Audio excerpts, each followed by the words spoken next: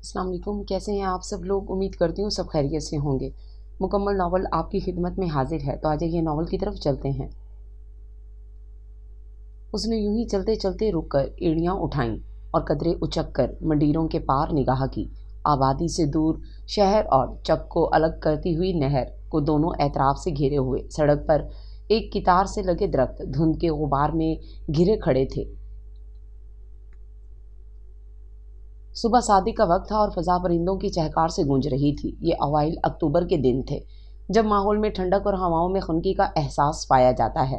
اس نے گردن موڑی اور منڈیر پر سے ٹیک لگا کے مکان کے پچھواڑے سیدھی جاتی گلی کی سنسان خاموشی کو آس بھری نظروں سے تکنے لگی۔ اس کی آنکھوں میں ایک معصوم سا انتظار بسا تھا۔ مان گلی کی نکڑ پہ دھانی لباس اور سرخ اوڑھنی میں لپٹی وہ 5 سالہ بچی سینے سے سپارہ لگائے مچلتی ہوئی نظر آئی تو اس کی آنکھیں ایک دم سے جیسے چمک اٹھیں۔ وہ جیسے مبہوت ہو کر اسے دیکھے گئی۔ یہ بے فکری، یہ لاپرواہی جو اس بچی کی ذات کا حصہ تھی، قرۃ العین کے لیے اصل کشش کا باعث تھی۔ اچانک وہ بچی رکی اور پلٹ کر پیچھے دیکھنے لگی۔ قرۃ العین نے بھی اس کی نظروں کا تعاقب کیا۔ 4 سالہ بے حد سرخ و سفید بچہ نیلے آسمانی کرتا شلوار میں بچی کے ہی انداز میں سپارہ سینے سے لگائے ہاتھ اٹھا کر اسے رکنے کا اشارہ کر رہا تھا۔ بچی نے اسے ساتھ ملایا اور ایک بار پھر آگے کی سمت قدم بڑھائے۔ سورج طلوع ہونے سے پہلے کی سرخی ہر سو پھیلی تھی۔ وہ پلٹ کر سیڑھیاں اترتی نیچے آئی۔ ابا سیڑھیوں کے پاس کرسی ڈالے نیلی کناری والے پیالے میں چائے میں روٹی ڈبو کر کھا رہے تھے۔ بڑی آپا برآمدے میں گیس کی استری سے ابا کا سوٹ استری کرتے ہوئے دھیمی آواز میں قرات میں مصروف تھیں۔ کچن سے آتی کھٹ پٹ کی آواز سے اس نے اندازہ لگایا کہ اماں ناشتہ بنانا شروع کر چکی ہیں۔ اسے تھوڑی سی شرمندگی نے آن لیا۔ ان بچوں کی وجہ سے وہ اپنے اہم کام بھولنے لگی تھی۔ جانے کیوں انہیں دیکھ کر اسے اپنا بے فکری اور بچپن کا وقت یاد آتا تو ایک سکون سا اندر سرایت کرتا ہوا محسوس ہوتا۔ سابقہ دن کی تھکن، افسردگی اور یاسیت ڈھل جاتی اور وہ خود کو نئے سرے سے بلند حوصلہ اور باہمت محسوس کرنے لگتی۔ آپ بیٹھیں اماں، ناشتہ میں بناتی ہوں۔ وہ کسی قدر آہستگی سے کہتی باورچی خانے میں داخل ہوئی۔ شرمندگی کا احساس بھی تھا۔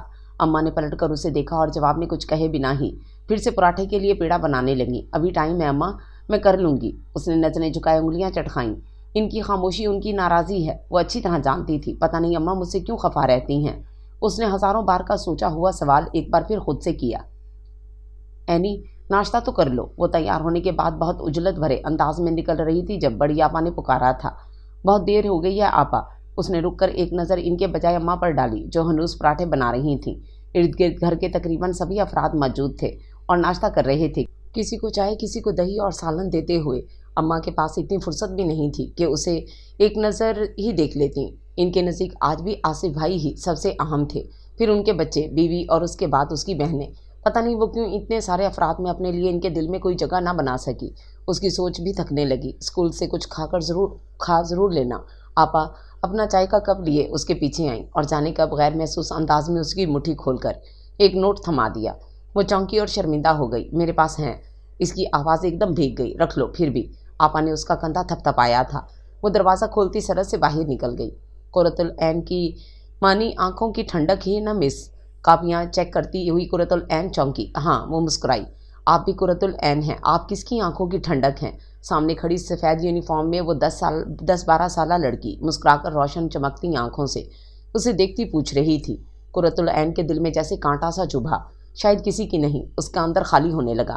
میں بھی قرۃ العین ہوں ٹیچر، اور میں اپنے بابا، ماما، نانو، دادو سب کی آنکھوں کی ٹھنڈک ہوں۔ وہ سب کہتے ہیں کہ مجھے بہت پیار کرتے ہیں۔ وہ بچی بول رہی تھی۔ قرۃ العین نے زور سے کاپی بند کی اور درستی سے اسے اپنی جگہ پر بیٹھنے کو کہا۔ اس کا موڈ ایک دم غارت ہو گیا تھا۔ کیا میں واقعی کسی کی بھی آنکھوں کی ٹھنڈک نہیں ہوں؟ مگر کیوں؟ اتنی عجیب اور محروم کیوں ہے میری قسمت؟ اس کے اندر جیسے ہول اٹھنے لگے۔ ذہن حاضر نہیں تھا۔ وہ ڈھنگ سے پڑھا نہ سکی تو سر تھام کر بیٹھ گئی اور پھر کلاس روم سے نکل آئی۔ ایسی ہی لایعنی اور تھکا دینے والی سوچوں میں گھر لوٹی تو آپی نے پہلے ہی قدم پر اہم اطلاع دی تھی۔ آج بڑی آپا کو دیکھنے کچھ لوگ آئے تھے اور عصر سے پھپھو کا فون بھی آیا تھا۔ اچھا، اس نے بیگ اور کتابیں میز پر پھینکتے ہوئے چادر اتار کر پنکھا تیز کیا۔ اماں کہاں ہیں؟ اس کی نگاہوں نے بےتابی سے انہیں تلاشا۔ اس کی تمام تر بے اعتنائی کے باوجود اگر وہ ایک پل کو بھی نگاہوں سے اوجھل ہوتی تو اس کی جان پر بنایا کرتی۔ سمیہ کے ساتھ گئی ہیں سلائی کے کپڑے لینے۔ آپی نے اس کی پھیلائی ہوئی کتابوں کو سمیٹنا شروع کر دیا۔ سلائی کا کام مکمل ہو گیا تھا۔ وہ ہلکا سا چونکی۔ ہاں، رات مکمل کر دیا تھا۔ دراصل راشن ختم ہو رہا تھا نا، تو اماں مارکیٹ جانے سے پہلے وہاں سے پیسے لانا چاہ رہی تھیں۔ دعا کرو وہ لوگ ٹرخائیں نہیں، پیسے مل جائیں۔ آپ ہی کتابیں الماری میں رکھ چکی تھیں۔ پتہ ہے پھوپھو کیا کہہ رہی تھیں؟ آپ ہی نے تجسس پھیلایا۔ کیا؟ قرۃ العین نے سرسری سا انہیں دیکھا۔ آنے کا کہہ رہی تھیں، وہ بھی اپنے بڑے بیٹے حیدر کے ساتھ۔ اماں تو بہت خوش ہو گئیں، کیونکہ انہوں نے اشارے کنائے میں اماں سے رشتے کی بات کی تھی۔ ان کے لہجے پر شرم غالب آ گئی۔ قرۃ العین نے دلچسپی سے ان کا یہ روپ دیکھا تھا، سرخ پڑتا چہرہ، جھکی دھیرے دھیرے کانپتی ہوئی پلکیں۔ مجھے تو اماں سے بڑھ کر آپ خوش لگتی ہیں، وہ ہنسنے لگی۔ سنا ہے وہ بہت ہینڈسم ہیں۔ آپ ہی نے شرمیلی سی مسکان سمیت بتایا۔ کیوں؟ قرۃ العین کا موڈ خوشگوار ہو گیا۔ بہنوں کی خوشیوں کی تو اسے بھی آرزو تھی، اور اب اللہ تعالیٰ نے کتنا کرم کیا تھا، ایک ساتھ ہی دونوں کے رشتے کی بات چل نکلی تھی۔ آپ ہی نے اس کی شرارت کو سمجھتے ہوئے جھیم کر اسے ایک دھپ رسید کی تھی۔ کب آ رہی ہیں پھوپھو؟ اس نے مسکرا کر پوچھا۔ کہہ تو رہی تھی اس مہینے کے آخر تک، اب دیکھیں۔ آپ ہی نے مسکراہٹ ضبط کی۔ چلو اچھا ہے، ویسے کتنا مزہ آئے گا نا آپ ہی، ہمارے گھر میں بھی شادیاں ہوں گی، اور وہ بھی دو دو۔ ہم کچھ یوں کریں گے کہ آپ کا ولیمہ لیٹ کروائیں گے، تاکہ بڑی آپا والا ولیمہ نپٹا کر آئیں اور آرام سے آپ کا ولیمہ اٹینڈ کریں۔ میں تو اپنا پسندیدہ گلابی سوٹ ضرور بنواؤں گی، اس نے جوش سے کہتے ہوئے آنکھیں میچیں۔ چند گھنٹوں کی کوفت بیزاری اور قنوطیت اب اس کے آس پاس بھی کہیں نہیں تھی۔ دھیرج رکھو میری بہن، تم تو ایسے پروگرام بنا رہی ہو جیسے سب کچھ طے ہو گیا ہو۔ آپا نے اسے چھڑا تھا۔ نہیں ہوا تو ہو جائے گا، اس میں کیا دیر لگتی ہے، اس نے برا منائے بغیر کہا۔ آپ ہی مسکرا دیں۔ آدھا صحن دھوپ سے بھرا تھا اور آدھے پر دیوار کا سایہ پھیل گیا تھا۔ پورے صحن میں دھوپ چھاؤں کے ساتھ خاموشی کا راج تھا۔ کچن سے کھٹ پٹ کی آوازیں آ رہی تھیں۔ بڑی آپا وہیں تھیں اور دوپہر کے کھانے کی تیاری کر رہی تھیں۔ شہتوت کے پیڑ تلے چارپائی پر بیٹھی بچوں کی کاپیاں چیک کرتی قرۃ العین نے جیسے تھک کر سر اٹھایا اور کمر کو سکون دینے کی خاطر درخت کے تنے سے ٹیک لگائی۔ نومی ٹرائی سائیکل لیے کمرے سے نکلا اور پورے صحن میں دوڑاتا پھرنے لگا۔ اس کی نظریں سیڑھیوں کے پاس ہلکے نیلے رنگ کے واش بیسن کے اوپر لگے آئینے پر ٹھہر گئیں، جس پر ایک لمبی خراش جانے کب آئی تھی، جو اب ہر دیکھنے والے کے چہرے کو دو حصوں میں تقسیم کر دیا کرتی تھی۔ وہ ہر بار سوچتی، اس بار سیلری ملے گی تو لازم نیا آئینہ خرید لاؤں گی، مگر ہر بار کوئی اہم خرچ منتظر ہوتا کہ یہ سوچ عمل کے مرحلے تک نہ پہنچ پاتی۔ اب تو ضرور اسے بدلنا ہے، آخر کو آپ ہی کا رشتہ طے ہو رہا ہے۔ پھر سب سے اہم بات، پھوپھو بھی آ رہی ہیں، اس نے سوچا۔ اس کے بیگ میں کچھ پیسے پڑے تو تھے۔ اس نے سوتے ہی اٹھ کر کمرے میں آ کر چند مڑے توڑے نوٹ نکالے تو 100 روپے تھے۔ بہت اچھا نہیں مگر مناسب آئینہ ضرور خریدا جا سکتا ہے، اس نے سوچ کر خود کو تسلی دی۔ آپا یہ رکھ لیں، بازار جائیں تو واش بیسن کے لیے آئینہ لیتی آئیے گا۔ اس نے کچن سے نکل کر اپنی سلائی مشین تک آتی آپا کو روکا۔ آپا نے محض ایک نظر اسے دیکھا، پھر مسکرا دی۔ رکھ لو، میں لے آؤں گی، مگر آپا خوش فہمیوں میں مت رہو، آنکھیں کھلیں گی تو جلن ہوگی۔ میں حیران ہوں تم گھلتی کیوں نہیں ہو، ہر بار رشتہ آنے پر یوں خوش ہوتی ہو جیسے میں انہیں پسند آ ہی جاؤں گی۔ دیکھ لینا، صورتحال اس مرتبہ بھی مختلف نہیں ہوگی۔ کوئی ضرورت نہیں ہے فضول خرچی کی۔ اس کی صابر و شاکر گمسم سی بہن بولنے پر آئی تو گویا جانے کب کا جمع شدہ غبار نکال کر رکھ دیا۔ قرۃ العین کا رنگ یکدم اڑ سا گیا، اور اس کا یہی اڑا ہوا رنگ اور آنکھوں میں اترتے آنسو دیکھ کر ہی آپا پسیج گئیں۔ پتہ نہیں کیا ضد ہے اماں کو، حالانکہ میں نے اتنی مرتبہ کہا ہے میری وجہ سے زینب اور عینی کو مت بٹھائیں، مگر سنتی کہاں ہیں۔ آپا پلیز آپا، قرۃ العین کے ہونٹ کانپنے لگے۔ وہ ان سے لپٹ کر ایک دم رو پڑی۔ مت رو، اتنا تلخ مت بنو، تلخ ہے مگر سچ ہے۔ انہوں نے اسے محبت سے تھپ تھپایا۔ وہ پھر پہلے والی نرم شفیق سی آپا بن گئیں۔ قرۃ العین آنسو پہنچتے ہوئے بوجھل دل لیے پھر سے چارپائی کی سمت آ گئی۔ وہ ایک اور آلود صبح تھی، سرد دھندلکوں میں لپٹی ہلکی گلابی رنگت لیے وہ آج بہت جلدی اسکول آ گئی تھی۔ یہ فرار تھا خود سے، گھر کے حالات سے، اور سب سے بڑھ کر آپا سے۔ ان کی کئی بات سچ ہو چکی تھی۔ رشتہ دیکھنے والے ہمیشہ کی طرح جواب پہنچا چکے تھے۔ لڑکی کی عمر زیادہ ہے اور رنگ بھی سانولا ہے۔ ان کا سانولا رنگ کالا مشہور ہو گیا تھا۔ اس کا دل بے انتہا بوجھل تھا۔ آپا آصف بھائی سے بھی بڑی تھیں، 30 کی دہائی میں تھیں جب سے ابا بیمار ہوئے تھے۔ اس سے بھی پہلے سے وہ تعلیم کو خیر بات کہہ کر اماں کے ساتھ سلائی کا کام کراتی اور گھر سنبھالتی تھیں۔ آپا کو گھر کی بیٹھک میں ہی اماں نے کمیٹی سے نکلی رقم سے کریانے کا سامان ڈال دیا تھا۔ ابا مصروف بھی ہو گئے تھے اور آمدنی کا بھی کچھ نہ کچھ ذریعہ بن گیا تھا۔ ان سب بہنوں اور آصف بھائی کی تعلیم کا خرچ آپا نے ہی اپنی سلائی سے پورا کیا تھا۔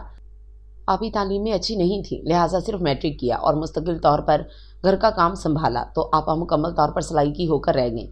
آصف بھائی نے گریجویشن کیا تھا اور کونسلر کی سفارش سے ایک اچھے اسکول میں ماسٹر ہو گئے تھے۔ پھر انہوں نے شادی بھی پسند سے کی۔ رضیہ بھابھی چونکہ من چاہی بہو تھیں، اس لیے ان کی ہر بات مانی جاتی۔ قرۃ العین نے گھر کے حالات کو دیکھتے ہوئے FA کے بعد کالج چھوڑ کر اسکول میں جاب کر لی تھی۔ साथ ही ओपन यूनिवर्सिटी से BA भी कर रही थी। उसकी तनख्वाह से उसकी तालीम का खर्च बआसानी चल रहा था। साथ ही गैर महसूस अंदाज में वो घर में भी ज़रूरत की अशिया लाती रहती थी, क्योंकि जब से शादी हुई थी आसिफ भाई ने अम्मा को महीने के 1000 देने शुरू किए थे और बकौल आपी 5000 का खा जाते थे अपनी आला और औलाद समेत। अलबत्ता 1000 पैसे एक धेला भी बढ़कर वो खर्च करने को तैयार ना होते कि 2 बच्चों और बीवी की जिम्मेदारी ही बहुत थी। आसिया 9वीं में जबकि राबिया 8वीं में थी। कुर्रतुल ऐन ने इनकी भी तालीमी अखराजात अपने सर लेते हुए शाम को बच्चों को ट्यूशन देना शुरू कर दी थी। यूँ मिलजुल कर ज़िंदगी की गाड़ी किसी न किसी तौर घसीटी रही थी कि आए दिन आपा के रिश्ते का मसला उठता और फिर तकलीफ दे मरहले से गुजर कर ठंडा हो जाता। दरख्तों की छाया में घिरी रविश पर चलते हुए उसने रुककर गहरा सांस भरा। पत्तों और टहनियों पर ठहरी शबनम कतरा कतरा पिघलकर उसके आसपास और ऊपर बूंदों की तरह बरस रही थी। उसके ऐन सामने स्कूल की मरकजी इमारत धुंध की लपेट में आकर जादुई महल की तरह लग रही थी। यूं ही खामोशी से गर्म शॉल ओढ़े अपनी सोचों में गुम वो जाने कब तक खड़ी रहती अगर उसकी साथी टीचर मिसेस नजमा उसे ना चौंकाती। खैरियत है? यूँ मुराकबे में पहुंची, क्या सोच रही हो? स्कूल की घंटी बज रही थी। उसने सर झटकते हुए कदम आगे बढ़ा दिए। जो वो सोच रही थी वो बताने की बात थोड़ी थी। अम्मा कहा करती थी दुख अपने ही हुआ करते हैं, सो वो कभी किसी से खास तौर पर गैरों से कुछ नहीं कहती थी। कल फूफो आ रही हैं। पता नहीं क्यों वो हमेशा ही घर की अहम और ख़ास तब्दीलियों से बेखबर रहा करती थी। शायद मसरूफियत की बिना पर ये या फिर दानस्ता उसे बेखबर रखा जाता। अम्मा का तो आपा और आपी के लिए आने वाले रिश्तों के मौका पर बस ना चलता कि उसे मक्खी बनाकर दीवार से चिपका दें या जादू की छड़ी घुमाकर गायब कर दें। अव्वल तो उसे बताया नहीं जाता, और अगर बताया भी जाता तो इसलिए कि इसे इसी रोज़मर्रा मुकर्ररा वक्त से बहुत पहले और बाद तक भी ऊपर छत पर ही मुक़य्यद रहना है, मेहमानों के सामने नहीं आना। और वैसा ही करती थी। अच्छा, ये तो खुशी की बात है, उसने कहते हुए आपी का चेहरा खोजकर वो खुशी तलाशना चाही जो उस रोज़ नजर नहीं आई थी। मगर वो खुशी उसे ढूंढने से भी नहीं मिली थी। उसे हैरानी हुई। फूफो सिर्फ हैदर भाई के साथ आ रही हैं या बाकी लोग भी होंगे? फूफो अकेली आ रही हैं। दरअसल अलीना के इम्तिहान हो रहे हैं और आमिर फूफा जान के साथ कोई नई फैक्ट्री लगा रहा है। आपी गोद में रखे हाथों को तकती सपाट आवाज़ में कह रही थी। और हैदर भाई, वो क्यों नहीं आ रहे? उन्हें तो आना चाहिए। फूफो से बढ़कर तो उनकी पसंद की अहमियत है। कुर्रतुल ऐन ने दानासा शरारत की थी। आपी की ये संजीदगी कतई समझ से बाहर थी। वो ये काम वहाँ रहकर भी कर चुके हैं। अब शादी के वक्त आएंगे, वक्त का हर्ज होगा ना। आपी की संजीदगी का वही आलम रहा, जबकि वो तो अपनी जगह उछल पड़ी थी। आपी, हैदर भाई ने आपको पसंद कर लिया और शादी भी तय हो गई। मेरे अल्लाह, कितनी खुशी की बात है। अब आप दुल्हन बनेंगी। मगर आपा, वो कुछ सोचकर एकदम उदास होने लगी। मान आपी की नज़रों की तपिश पर उसने इन्हें देखा, मगर उनका अंदाज ऐसा था कि वो गड़बड़ा गई। सॉरी आपी, मुझे ऐसा नहीं कहना चाहिए था। बहरहाल आपकी खुशी भी तो अहम है ना। मेरी नहीं, तुम्हारी। हैदर ने मुझे नहीं, तुम्हें पसंद किया है। आपी ने पुरस्कून रहकर भी गोया उसके सर पर छत गिरा दी थी। कुर्रतुल ऐन का रंग एकदम फक हो गया। वह सकते के आलम में आंखें फाड़े इन्हें देखती रह गई। फूफो ने महीना भर पहले अम्मा से हम तीनों की तस्वीरें मंगवाई थीं। बकौल इनकी तो तीनों भतीजियाँ बराबर एक जैसी ही हैं। अलबत्ता हैदर की पसंद ज़रूरी थी और हम तीनों में से जो इन्हें पसंद आई वो तुम हो। उन्होंने फूफो से कहा है कि वो पाकिस्तान जाकर शादी वगैरह की तैयारी करें। वो ऐन वक्त पर आएंगे। आप ही उसकी हालत की परवाह किए बगैर मज़ीद तफसीलात बताती चली गईं। कुर्रतुल ऐन की जलती आंखों में गर्म आंसू उतर आए थे और वो लब भींचे तेज़ी से सीढ़ियाँ फलांगती ऊपर आ गई। सब्ज़ बेलों वाला सफ़ेद जोड़ा धूप में चमक रहा था। उसकी चमक आंखों में चुभ रही थी कि अभी कुछ दिन कबल ही आसिफ भाई के पीछे पड़कर भाभी ने उसकी कली करवाई थी। अक्टूबर के महीने का इख्तिताम था, मगर धूप में दिन के वक्त अभी भी तेज़ और तपिश थी। एक तरफ रिहाइश गाह थी, दूसरी तरफ हमसायों की दूसरी मंजिल और अकब में खाली प्लाट था जिसके मालिक ने 4 दीवारी करके दरवाज़ा लगवा रखा था।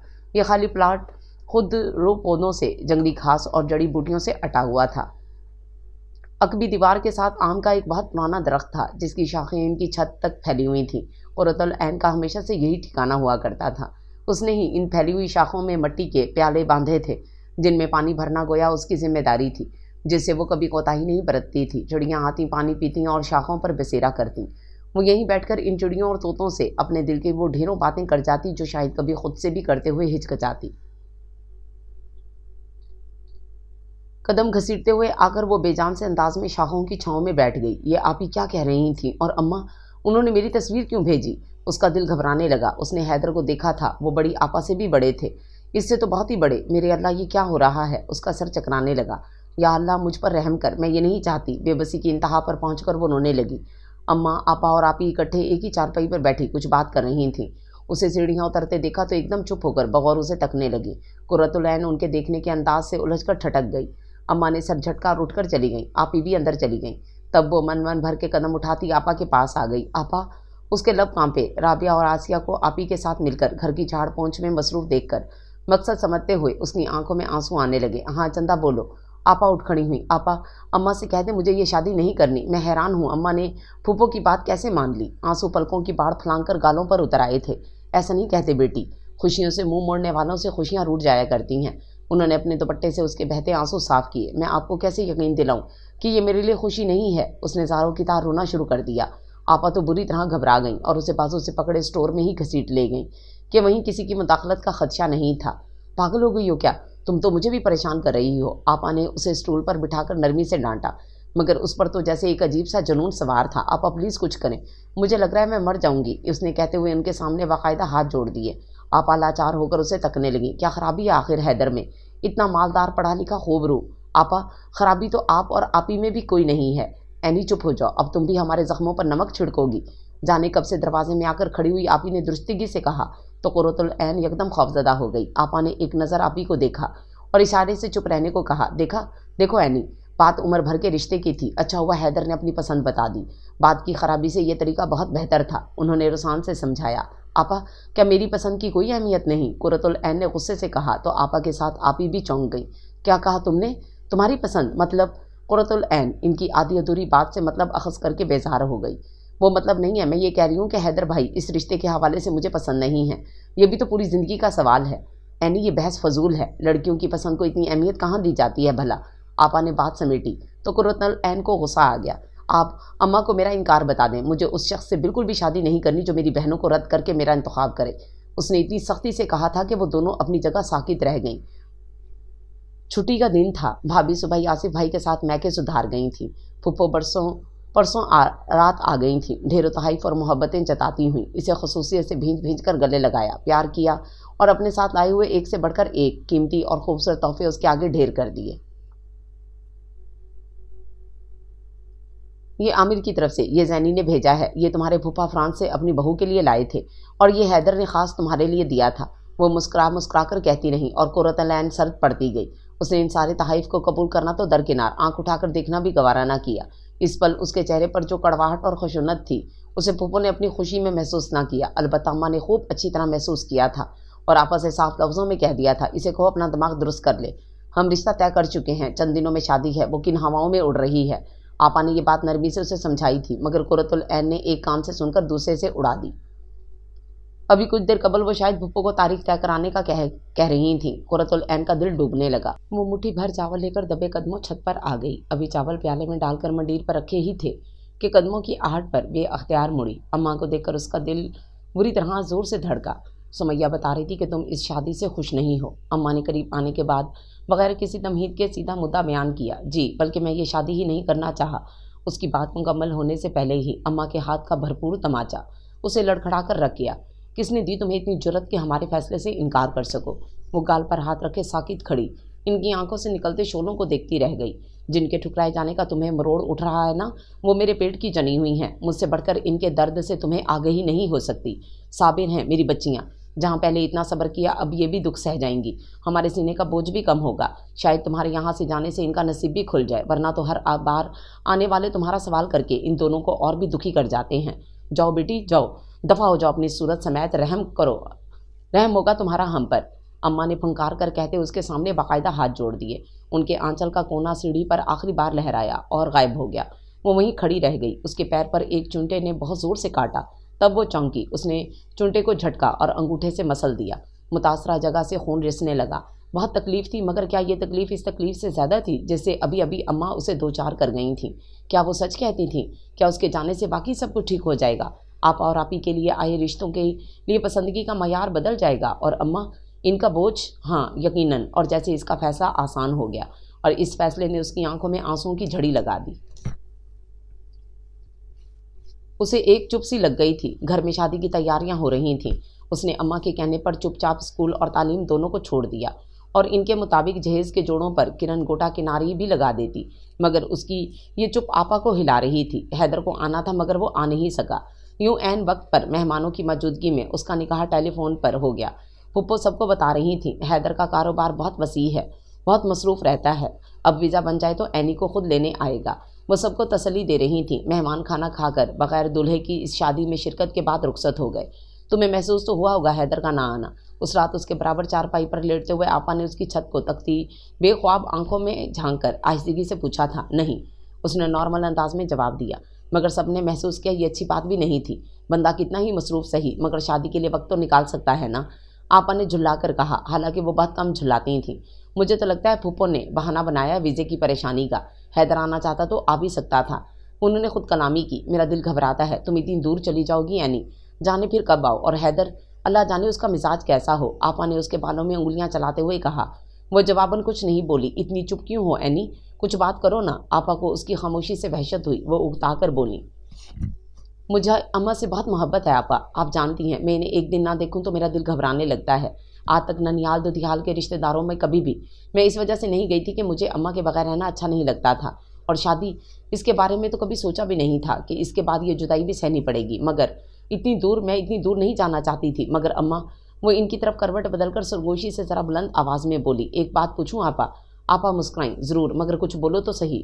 آپا، اماں میرے ساتھ ایسا کیوں کرتی ہیں؟ آنکھوں میں جانے کہاں سے آنسو امڑ آئے۔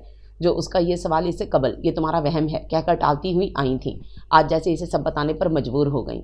شاید یہ کوئی نفسیاتی الجھن ہو اینی، مجھے یاد ہے اماں نے سسرالی عزیزوں میں بہت کھٹن وقت گزارا تھا۔ ہماری دادی بہت سخت گیر ساز ثابت ہوئی تھیں، میں، آصف اور بڑی آپا، ہم تینوں ہی تھے تب، ابھی چھوٹے چچا اور نسرین پھوپھو کی شادی نہیں ہوئی تھی کہ گھر میں ایک بار پھر بہت سخت لڑائی ہوئی تھی۔ ہمیشہ کی طرح اماں پر الزامات کی بوچھاڑ ہوئی، بے بنیاد الزامات، جن کے بارے میں ابا بھی آگاہ تھے کہ ان میں سچائی نہیں ہے، مگر دادی سے ڈرتے تھے۔ جب ایک انتہا ہوئی اور اماں کو گھر سے نکال دیا گیا، تب بھی وہ کچھ نہ کر پائے۔ ان دنوں اماں حاملہ تھیں۔ نسرین پھوپھو نے ان پر یہ بھی الزام لگا دیا کہ یہ بچہ جو ان کی کوکھ میں ہے وہ ہمارے بھائی کا نہیں ہے۔ اماں تڑپ گئیں۔ انہیں ابا کی حمایت اور طرفداری کا آسرا تھا، مگر ابا کی اس موقع پر اختیار کی گئی چپ نے اماں کو جیسے نیم پاگل سا کر دیا۔ وہ اپنے میکے تو چلی گئیں، مگر پھر جیسے نہ مڑنے کی قسم کھا لی۔ ان دنوں انہیں ہر رشتے ہر شے سے نفرت ہو چلی تھی، اپنے بچوں یعنی ہمیں بھی ہر وقت مارنے کو دوڑتیں۔ جب تک تم پیدا ہوئیں اماں کی یہی حالت رہی، یہاں تک کہ اماں نے تمہیں دودھ پلانے سے بھی انکار کر دیا۔ نانی اماں ہی تمہیں فیڈر سے دودھ پلایا کرتیں۔ اماں بے اعتنائی سے تم سے منہ موڑے رہتیں۔ وہ نفرت جو دادی پھپھو اور ابا نے ان کے دل میں پیدا کی تھی وہ تمہیں منتقل ہو گئی۔ سیانے کہتے ہیں نا، پانی بہہ کر ہمیشہ نشیب کی طرف جاتا ہے۔ اماں کی بے کسی غم و غصے کا ہدف تم بنی۔ پھر نانی اماں سے صلح ہو گئی، دادی فوت ہوئیں، پھپھو کی شادی ہوئی، سب کچھ ٹھیک ہو گیا۔ نہیں ہوا تو اماں کا تمہارے ساتھ رویہ، میں کبھی نہیں چاہتی تھی اینی کہ تمہارے دکھ میں اضافہ کروں، مگر آج اس لیے بتایا کہ تم اماں کو معاف کر سکو۔ اگر غور کرو تو اماں سے بڑھ کر اس میں دادی پھپھو اور ابا کا قصور ہے، مگر تمہاری نظروں میں صرف اماں ہی قصوروار ہیں۔ نہیں، ایسا نہیں ہے، مجھے اماں سے کبھی شکوہ ہوا نہ نفرت۔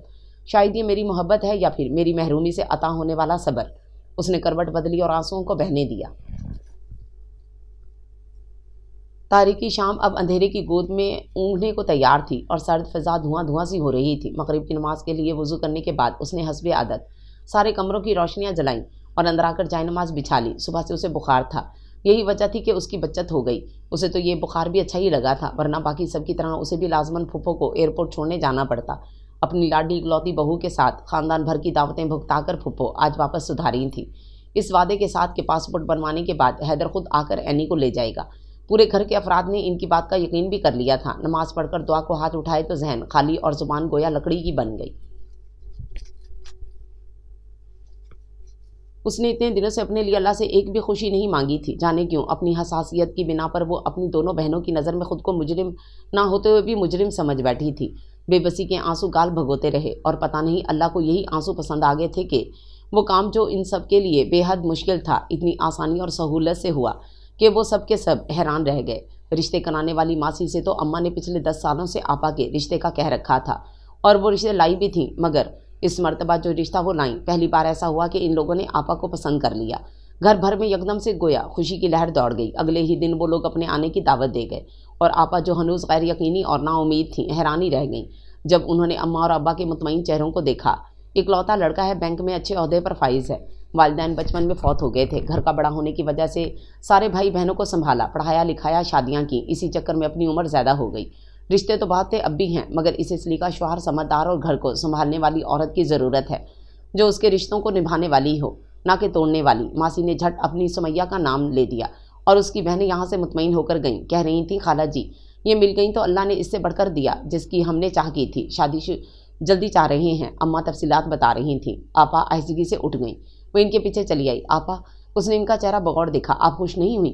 وہ شائستگی سے مسکرا دی۔ خوش نہ صحیح مطمئن تو ضرور ہوں، ذرا وقت گزرنے تو خوش بھی ہو جاؤں گی۔ انہوں نے اس کا گال سہلایا تھا اور ان کی بات کا مطلب سمجھتے وہ مسکرا دی تھی، اور ان کی یہ خوشی کچی ثابت نہیں ہوئی جب آپا کی منگنی کی تقریب میں افتخار بھائی آپا کے منگیتر کے رشتہ داروں میں سے ایک خاتون نے آپی کو اپنے دیور کے لیے پسند کر لیا۔ اسی شام ایک عجیب واقعہ ہوا۔ اماں نے شاید زندگی میں پہلی بار اس کی پیشانی چومی تھی۔ یہ سب میری اس بیٹی کی خوشی اور دعاؤں کے طفیل اللہ نے ہماری جھولی خوشیوں سے بھری ہے۔ اور وہ جیسے سکتے کے عالم میں کھڑی ٹکٹکی باندھے انہیں دیکھے جا رہی تھی جب اماں نے اسے کھینچ کر گلے سے لگا لیا تھا اور بھرائی ہوئی آواز میں بولی تھی، مجھے معاف کر دیں اینی، مجھے احساس ہی نہیں تھا، میں انجانے میں کیسے تیرے ساتھ زیادتی کرتی رہی۔ اس رات اماں نے اس سے بہت ساری باتیں کی تھیں، وہ باتیں بھی جو آپا ان سے پہلے اسے بتا چکی تھیں، اور مزید یہ کہ مجھے تم سے غصہ اور بیزاری اس وقت محسوس ہوتی جب ہر آنے والا رشتہ تم پر لوٹ پوٹ ہو جاتا۔ میں نے اپنی انتہا پسندی میں کبھی غیر جانبداری سے یہ نہیں سوچا کہ سمیہ اور اسما قبول صورت تھیں، جبکہ تم تو صحیح معنوں میں چاند کا ٹکڑا ہو۔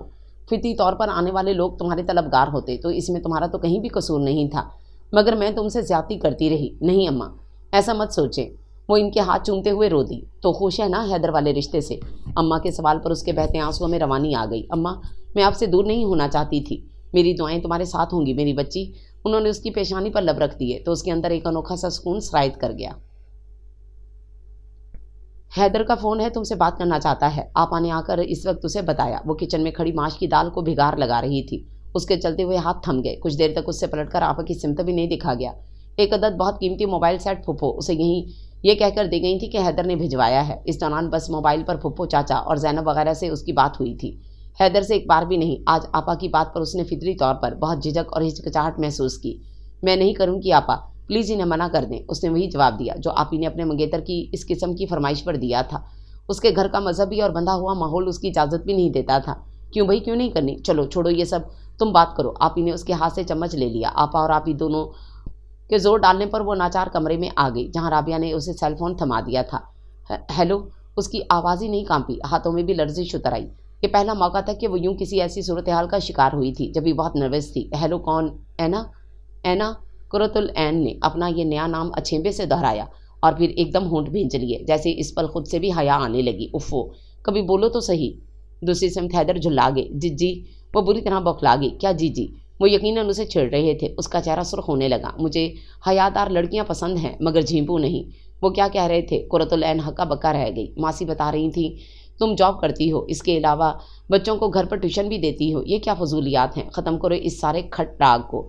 مجھے تھکی ہوئی بیمار بیوی نہیں چاہیے، فریش اور یونیک مسز چاہیے، انڈرسٹینڈ؟ قرۃ العین ساکت تھی۔ پھپھو نے بتایا، مگر کیوں؟ اس کی عزت نفس پر گویا چوٹ پڑی۔ میں اپنے باپ کے گھر پہ جو بھی کروں کسی کو جواب دینے کی پابند نہیں۔ اس کا اندر جلنے لگا۔ سنو، وہ سوچوں کے الجھاؤ میں پھنس رہی تھی۔ ان کی آواز پر ہوش میں آ گئی۔ تمہارا پاسپورٹ وغیرہ تیار ہو گیا ہے، آج پوسٹ کر دوں گا، آنے کی تیاری پکڑو۔ صرف تصویروں کی حد تک دیکھا ہے مگر تم میرا سکون اور نیند چرا چکی ہو۔ وہ بہت بے باکی سے کہہ رہے تھے۔ قرۃ العین کے ہر احساس پر شدید شرم کا غلبہ آ گیا، جس پر وہ سرخ چہرے اور دہکتے ہوئے کانوں کی لوؤں سمیت فون سن کر فارغ ہوئی۔ آپا کچھ فاصلے پر مسکراتی نظروں سے اسے دیکھ رہی تھیں۔ کیا کہہ رہے تھے؟ اور جواب میں کچھ کہے بنا اس کی لرزتی پلکیں عارضوں پر جھک گئی تھیں۔ مگر وہ خود کیوں نہیں آ رہا؟ ہم اپنی بچی کو اتنی دور اکیلے کیسے بھیج دیں؟ اماں بے حد پریشان تھیں۔ پاسپورٹ پہنچ چکا تھا، ساتھ میں ٹکٹ بھی تھے، مگر فلائٹ کے نہیں شپ کے۔ افو جھلی، کوئی یہ تنہا تھوڑی ہی جائے گی، ہزاروں لوگ ہوں گے اس کے ساتھ سفر میں۔ ابا نے حکا گڑگڑاتے ہوئے تسلی دی۔ یہ خود بھی تو آ سکتا تھا۔ نہیں آ سکتا، مصروف بندہ ہے، ہماری تمہاری طرح نہیں کہ رشتہ داروں کی شادی میں بھی 2 دن پہلے جا کے بیٹھ جائیں۔ ابا نے بڑے فخر سے بھانجے کی امارت کا ذکر کیا۔ زندگی میں کچھ کام ایسے ہوتے ہیں جن کو اہمیت اور فوقیت نہ دی جائے تو زندگی کے خوبصورت رنگ پھیکے پڑ جاتے ہیں۔ قرۃ العین نے دھیمے سے کہا، اچھا، زیادہ باتیں نہ کر، بڑی آئی فلاسفر۔ ابا کو غصہ آیا۔ انہوں نے زور سے حکے کی نیبے پرے کی اور حکا الٹتے الٹتے بچا۔ تیاری کر اپنی بیٹی کی، خیر سے رخصت کریں، اپنے گھر جائے، ہماری اور کوئی شرط نہیں۔ اماں خاموش ہو گئیں تو پھر کسی اور کو بولنے کی جرت کہاں تھی۔ بہت غیر محسوس انداز میں اس کی تیاری بھی مکمل ہو گئی اور آپا کی شادی بھی۔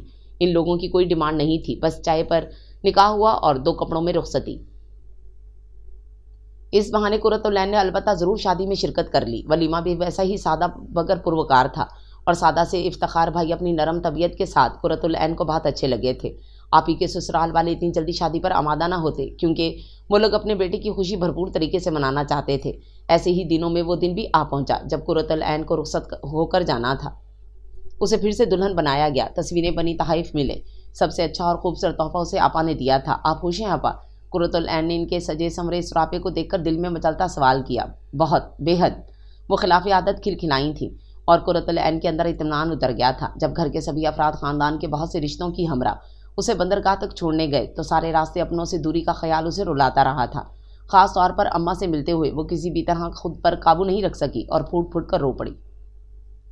ان کی دعاؤں، تسلیوں اور بندھائی گئی امیدوں کی ہمراہ جب وہ ضروری امور کی تکمیل کے بعد سمندر کے سینے پر ہچکولے کھاتی خوبصورت عمارت میں قدم رکھ رہی تھی، تب اسی پل اس کے شولڈر بیگ میں پڑا موبائل فون گنگنا اٹھا تھا۔ اسے سمجھ نہیں آئی کہ نکال کر ریسیو کرے یا یوں ہی بجنے دے، مگر کال ریسیو کرنا پڑی کیونکہ فون کرنے والا بہت مستقل مزاج تھا۔ ہیلو، اس نے اسکرین پر روشن حیدر کا نمبر دیکھ کر ہتھیلیوں کو بھیگتا محسوس کیا۔ کیسی ہو اینا ڈیئر؟ فائن، وہ مسکرائی۔ کہاں ہو؟ وہ پوچھ رہا تھا۔ شپ میں داخل ہو رہی ہوں۔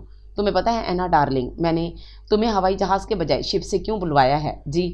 وہ ایک دم متجسس ہو گئی۔ یہ سوال تو اسے بھی الجھاتا رہتا تھا۔ آپا نے باقاعدہ بتایا تھا، مان لیا اینی۔ حیدر بہت ہی صبر والا ہے، بجائے اس کے کہ ہوائی جہاز کا چند گھنٹوں کا سفر کر کے تمہیں اپنے پاس لے جاتا، وہ بحری سفر کرا کر تمہیں پائے گا۔ شاید وہ ایڈونچر پسند ہے۔ وہ کہہ رہا تھا کہ تم میری لگژری لائف کی ایک جھلک دیکھ لو اور ان سہولیات کے بارے میں کسی حد تک روشناس ہو جاؤ۔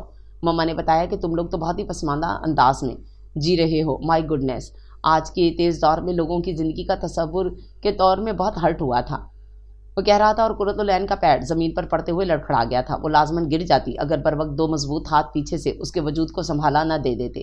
سیل فون اس کے کان سے ہٹ کر کارپٹ والی سیڑھیوں پر گر گیا اور اس سے چند قدم کے فاصلے پر کھڑا آلیان اسے ہمدردی سے تکنے لگا۔ آئی ایم سوری، آپ نے شاید مائنڈ کیا، دراصل آپ کو سہارا دینے کی یہ میری ایک بالکل غیر شعوری حرکت تھی۔ اس کا سیل فون جھک کر اٹھاتا ہوا وہ اب اس کی سمت بڑھائے وضاحت پیش کر رہا تھا۔ قرۃالعین کا دماغ سائیں سائیں کر رہا تھا۔ اس نے جیسے سامنے والے کی بات سنی تھی مگر سمجھنے سے قاصر رہی۔ Are you all right? وہ ہمدردانہ انداز میں اسے تکنے لگا۔ قرۃالعین چونکی اور اس کے ہاتھ سے اپنا سیل فون جھپٹ کر اپنی مہربان مسکراہٹ والی میزبان کی سمت بڑھ گئی جو رک کر اس کی منتظر کھڑی تھی۔ ڈی پارلو ایک یونانی جہاز رواں کمپنی کا جہاز تھا جس کا زیادہ تر عملہ یونانی ہی تھا۔ سمندر کے سینے پر رواں ہونے والی اس عمارت میں اتنی آسائشوں کا اس کے ذہن میں تصور بھی نہیں تھا۔ وہ اپنے کیبن تک آئی تو حیدر کی بات کی بھی تصدیق ہو گئی۔ یہ درمیانے سائز کا کیبن تمام سہولیات سے مزین تھا، جو صحیح معنوں میں کسی ہوٹل کا پر آسائش بیڈ روم دکھائی دیتا تھا، بس سائز ذرا چھوٹا تھا۔ سامنے ڈبل بیڈ، ڈریسنگ وارڈروب، الماری اور چھوٹا سا باتھ روم تھا۔ اس نے ایک ہی نگاہ میں جائزہ لے لیا۔ اس کا سامان جہاز کے عملے کا ایک ملازم وہاں تک پہنچا گیا تھا۔ قرۃالعین تھکے ہوئے انداز میں بیڈ پر بیٹھ گئی۔ اس کے ذہن میں ابھی تک حیدر کی آواز کی سرسراہٹ تھی جس میں طنز نہیں تھا، شاید ہمدردی ہو، مگر اس کے لیے کم مائیگی اور کم حیثیتی کا تاثر ضرور تھا۔ اس کی آنکھوں میں بے مائیگی کا احساس آنسو بھرنے لگا۔ ساری عمر وہ مجھے اس بات کا تانا کسی بھی وقت دیتے رہیں گے، اس نے سوچا، اور یہ بے حد ممکن محسوس ہوا۔ کیا ملا مجھے اس بندھن سے؟ اب تک ایک بھی خوشی کی رمق نہیں۔ جانے کتنی دیر وہ سوچوں میں گم رہی کہ جہاز کو ایک زبردست جھٹکا لگا۔ وہ ڈر کر ایک دم اٹھ کھڑی ہوئی، مگر اس کا کھڑے رہنا ممکن نہ ہو سکا کیونکہ ایسے ہی زوردار اور شدید جھٹکے یکے بعد دیگرے لگتے ہی چلے گئے۔ اف، کیا سمندر میں طوفان آ گیا ہے؟ وہ ڈر کر رونے کے قریب ہو گئی۔ کوئی پاس بھی نہیں تھا کہ صورتحال معلوم کر لیتی۔ خاصی دیر بعد یہ سلسلہ تھما اور ہر شے جیسے معمول پر آ گئی۔ تب اس نے سکھ کا سانس بھرتے ہوئے فوراً باہر کا رخ کیا، مگر اسے سر تھام کر رک جانا پڑا۔ اس کا دل ایک دم گھبرانے لگا، متلی کسی کیفیت تھی۔ اسے باہر جانے کا ارادہ ترک کر کے واش روم کا رخ کرنا پڑا، اور جب وہ منہ پر پانی کے چھینٹے مار کر دوبارہ کیبن میں آئی تو اسی پل دروازے پر دستک ہوئی تھی۔ یس، اس نے چونکتے ہوئے پلٹ کر دروازے کو دیکھا۔ دروازہ کھول کر یونیفارم میں ملبوس ایک نوعمر لڑکا اندر آیا اور گردن خم کر کے مؤدب انداز میں انگریزی میں بولا، آپ کو متلی ہو رہی ہوگی۔ قرۃالعین حیران رہ گئی۔ اسے کیسے پتا؟ یہ دراصل جہاز کے لنگر اٹھائے جانے کی وجہ سے ہے۔ میں یہ ٹیبلٹ لایا ہوں، پلیز۔ اس نے ٹیشو پیپر میں لپٹی بڑی بڑی گولیاں قرۃالعین کی طرف بڑھائیں۔ قرۃالعین نے بے اختیار گولیاں لے لیں، مگر اسے استعمال کیسے کرنا ہے؟ وہ گولی کو الٹ پلٹ کر دیکھ رہی تھی۔ اسے منہ میں رکھ کر چوس لیں۔ میم، یہ ذائقے کے لحاظ سے بھی زبردست ہے، نوعمر لڑکے نے مؤدب ہو کر کہا۔ تو کیا جہاز کو لگنے والے یہ جھٹکے بھی لنگر اٹھائے جانے کی وجہ سے تھے؟ قرۃالعین نے ریپر سے گولی ہٹاتے ہوئے اسے دیکھا۔ یس میم، اس کے علاوہ آپ کو کوئی ضرورت ہو تو یہ بٹن دبا دیجیے۔ میرا نام مارک ٹن ہے، مگر چونکہ جہاز پر میرا عہدہ معمولی ہے اس لیے آپ مجھے مارٹی بھی کہہ سکتے ہیں۔ میں حاضر ہو جاؤں گا۔ اس وضاحت پر قرۃ العین کے لبوں پر مسکان بکھر گئی۔ تھینک یو مسٹر مارکرن۔ Okay ma'am. وہ ایک بار پھر گردن کو خم کر کے واپس پلٹ گیا۔ قرۃ العین بستر پر بیٹھ گئی۔ ٹیبلٹ اثر کے لحاظ سے بہترین تھی، گو کہ جہاز کو لگنے والے جھٹکوں کی وجہ سے طبیعت مقدور ہو گئی تھی، مگر اس گولی کے استعمال کے بعد وہ خود کو بہتر محسوس کرنے لگی۔ اگلا پورا دن وہ کیبن سے نہیں نکلی۔ اگر یہ کہا جائے کہ اسے صحیح معنوں میں پتہ ہی نہیں چل رہا تھا کہ اسے کیا کرنا ہے تو بالکل سچ تھا۔ وہ باہر کے ماحول سے خائف تھی اور سب سے بڑھ کر حیدر کی بات پر کڑتی تھی، مگر کب تک؟ یہ تنہائی بھی تو جان لیوا تھی۔ حالانکہ رات جب وہ مارکٹن سے کھانا وہیں منگوا کر کھا رہی تھی تو مارکٹن نے اس سے کہا تھا، میم آپ باہر نکلیں، آج چونکہ سفر کی پہلی شب ہے تو عرشے پر جہاز کے تمام مسافر اکٹھے ہو کر اس خوشی میں جشن منا رہے ہیں۔ عرشے پر صحیح معنوں میں دن نکلا ہوا ہے۔ قرۃ العین نے سر جھٹک دیا تھا، مگر آج رات وہ یہ بھی نہیں کر پائی۔ اس نے بٹن دبا کر مارکٹن کو بلایا۔ سوری مسٹر مارٹی، دراصل میں پہلی بار شپ سے سفر کر رہی ہوں تو مجھے آپ کی رہنمائی کی ضرورت ہے۔ نو پرابلم میم، آپ حکم کریں، مجھے عرشہ تک گائیڈ کر دیں۔ اس کے علاوہ جہاز کے وہ حصے دکھا دیں جہاں میں کھانا وغیرہ کھانے جا سکوں۔ مارٹی نے سر خم کر دیا تھا اور اگلے چند منٹ بعد وہ باہر عرشے پر تھی۔ وہ دلچسپی سے جہاز کو دیکھ رہی تھی۔ جگہ جگہ اوپن ریسٹوران بنے ہوئے تھے جن پر رنگین کرسیاں اور میزیں بچھی ہوئی تھیں۔ وہ عرشے پر ریلنگ کے سہارے کھڑی سمندر کو دیکھنے لگی، جو اس سے ٹھاٹھے مارتا سمندر جو نگاہ کی آخری حد پر تاریک آسمان سے جا ملتا تھا۔ وہ دلچسپی سے سمندری نظارے دیکھتی رہی۔ وہ چونکی اس وقت جب کسی کو اپنے بالکل مقابل آ کر کھڑے ہوتے اور تسلسل سے اپنی سمت دیکھتے محسوس کیا۔ اس نے گردن موڑی۔ وہ وہی تھا جس نے اسے گرنے سے بچانے کو سہارا دیا تھا۔ روشن چمکتی آنکھوں میں خفیف سی شوخی لیے وہ یوں لب بھینچے ہوئے تھا جیسے مسکراہٹ ضبط کر رہا ہو۔ قرۃ العین کو اس کے دیکھنے کا انداز ناگوار گزرا تو ایک جھٹکے سے گردن موڑ لی۔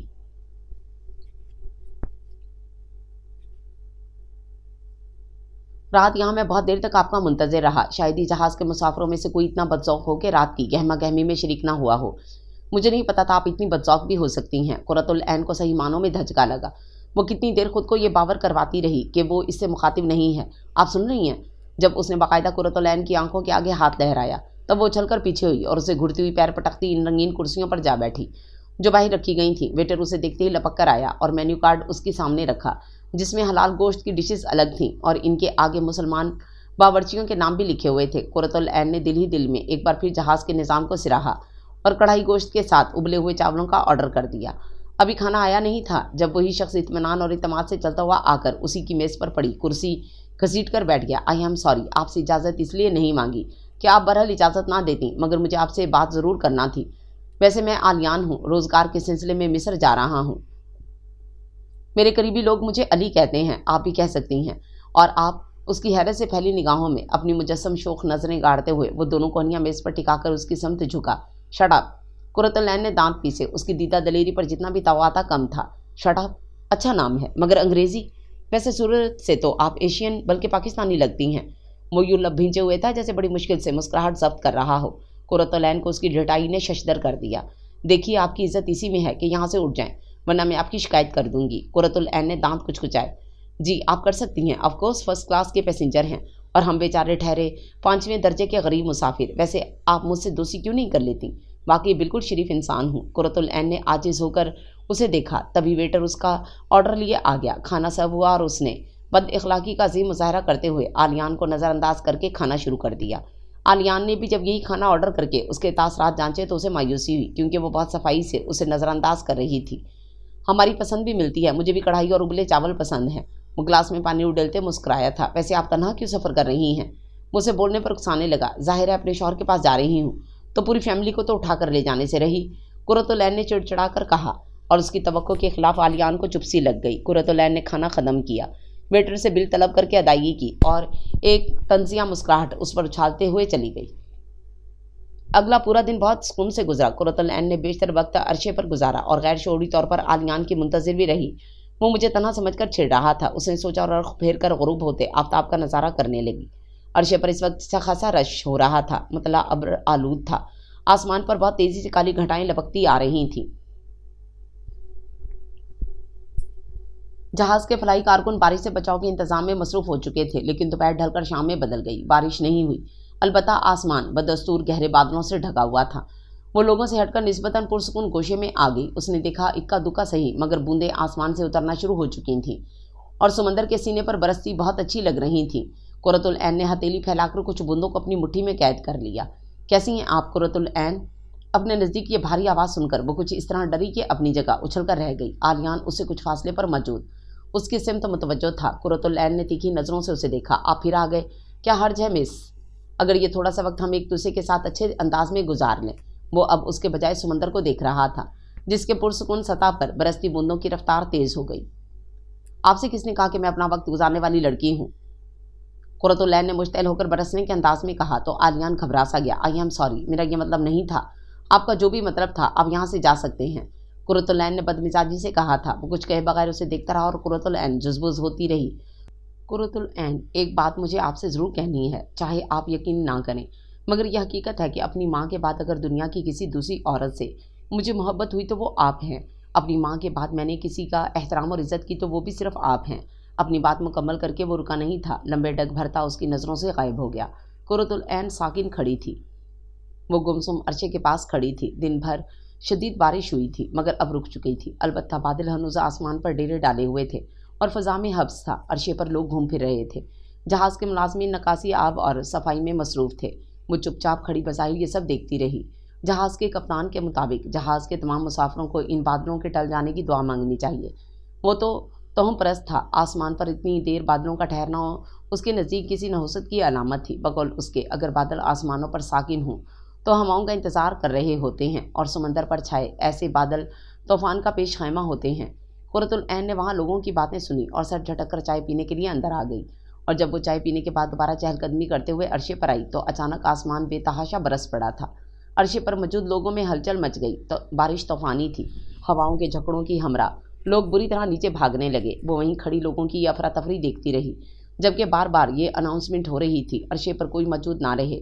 ये मौसम अरशे पर ठहरने के लिए मुनासिब नहीं है। वो इस वक्त सिटपटा गई जब आलियान उसका हाथ पकड़कर तेज़ी से खींचता हुआ उसे महफूज जगह पर ले गया और बारिश से भीगने से बचाया। उसने कुर्रतुल ऐन से इस दर्जा गफलत और बेइज्जती की वजह नहीं पूछी और उसके आगे हो लिया था। आइए मिस, आपको कैबिन तक छोड़ दूँ।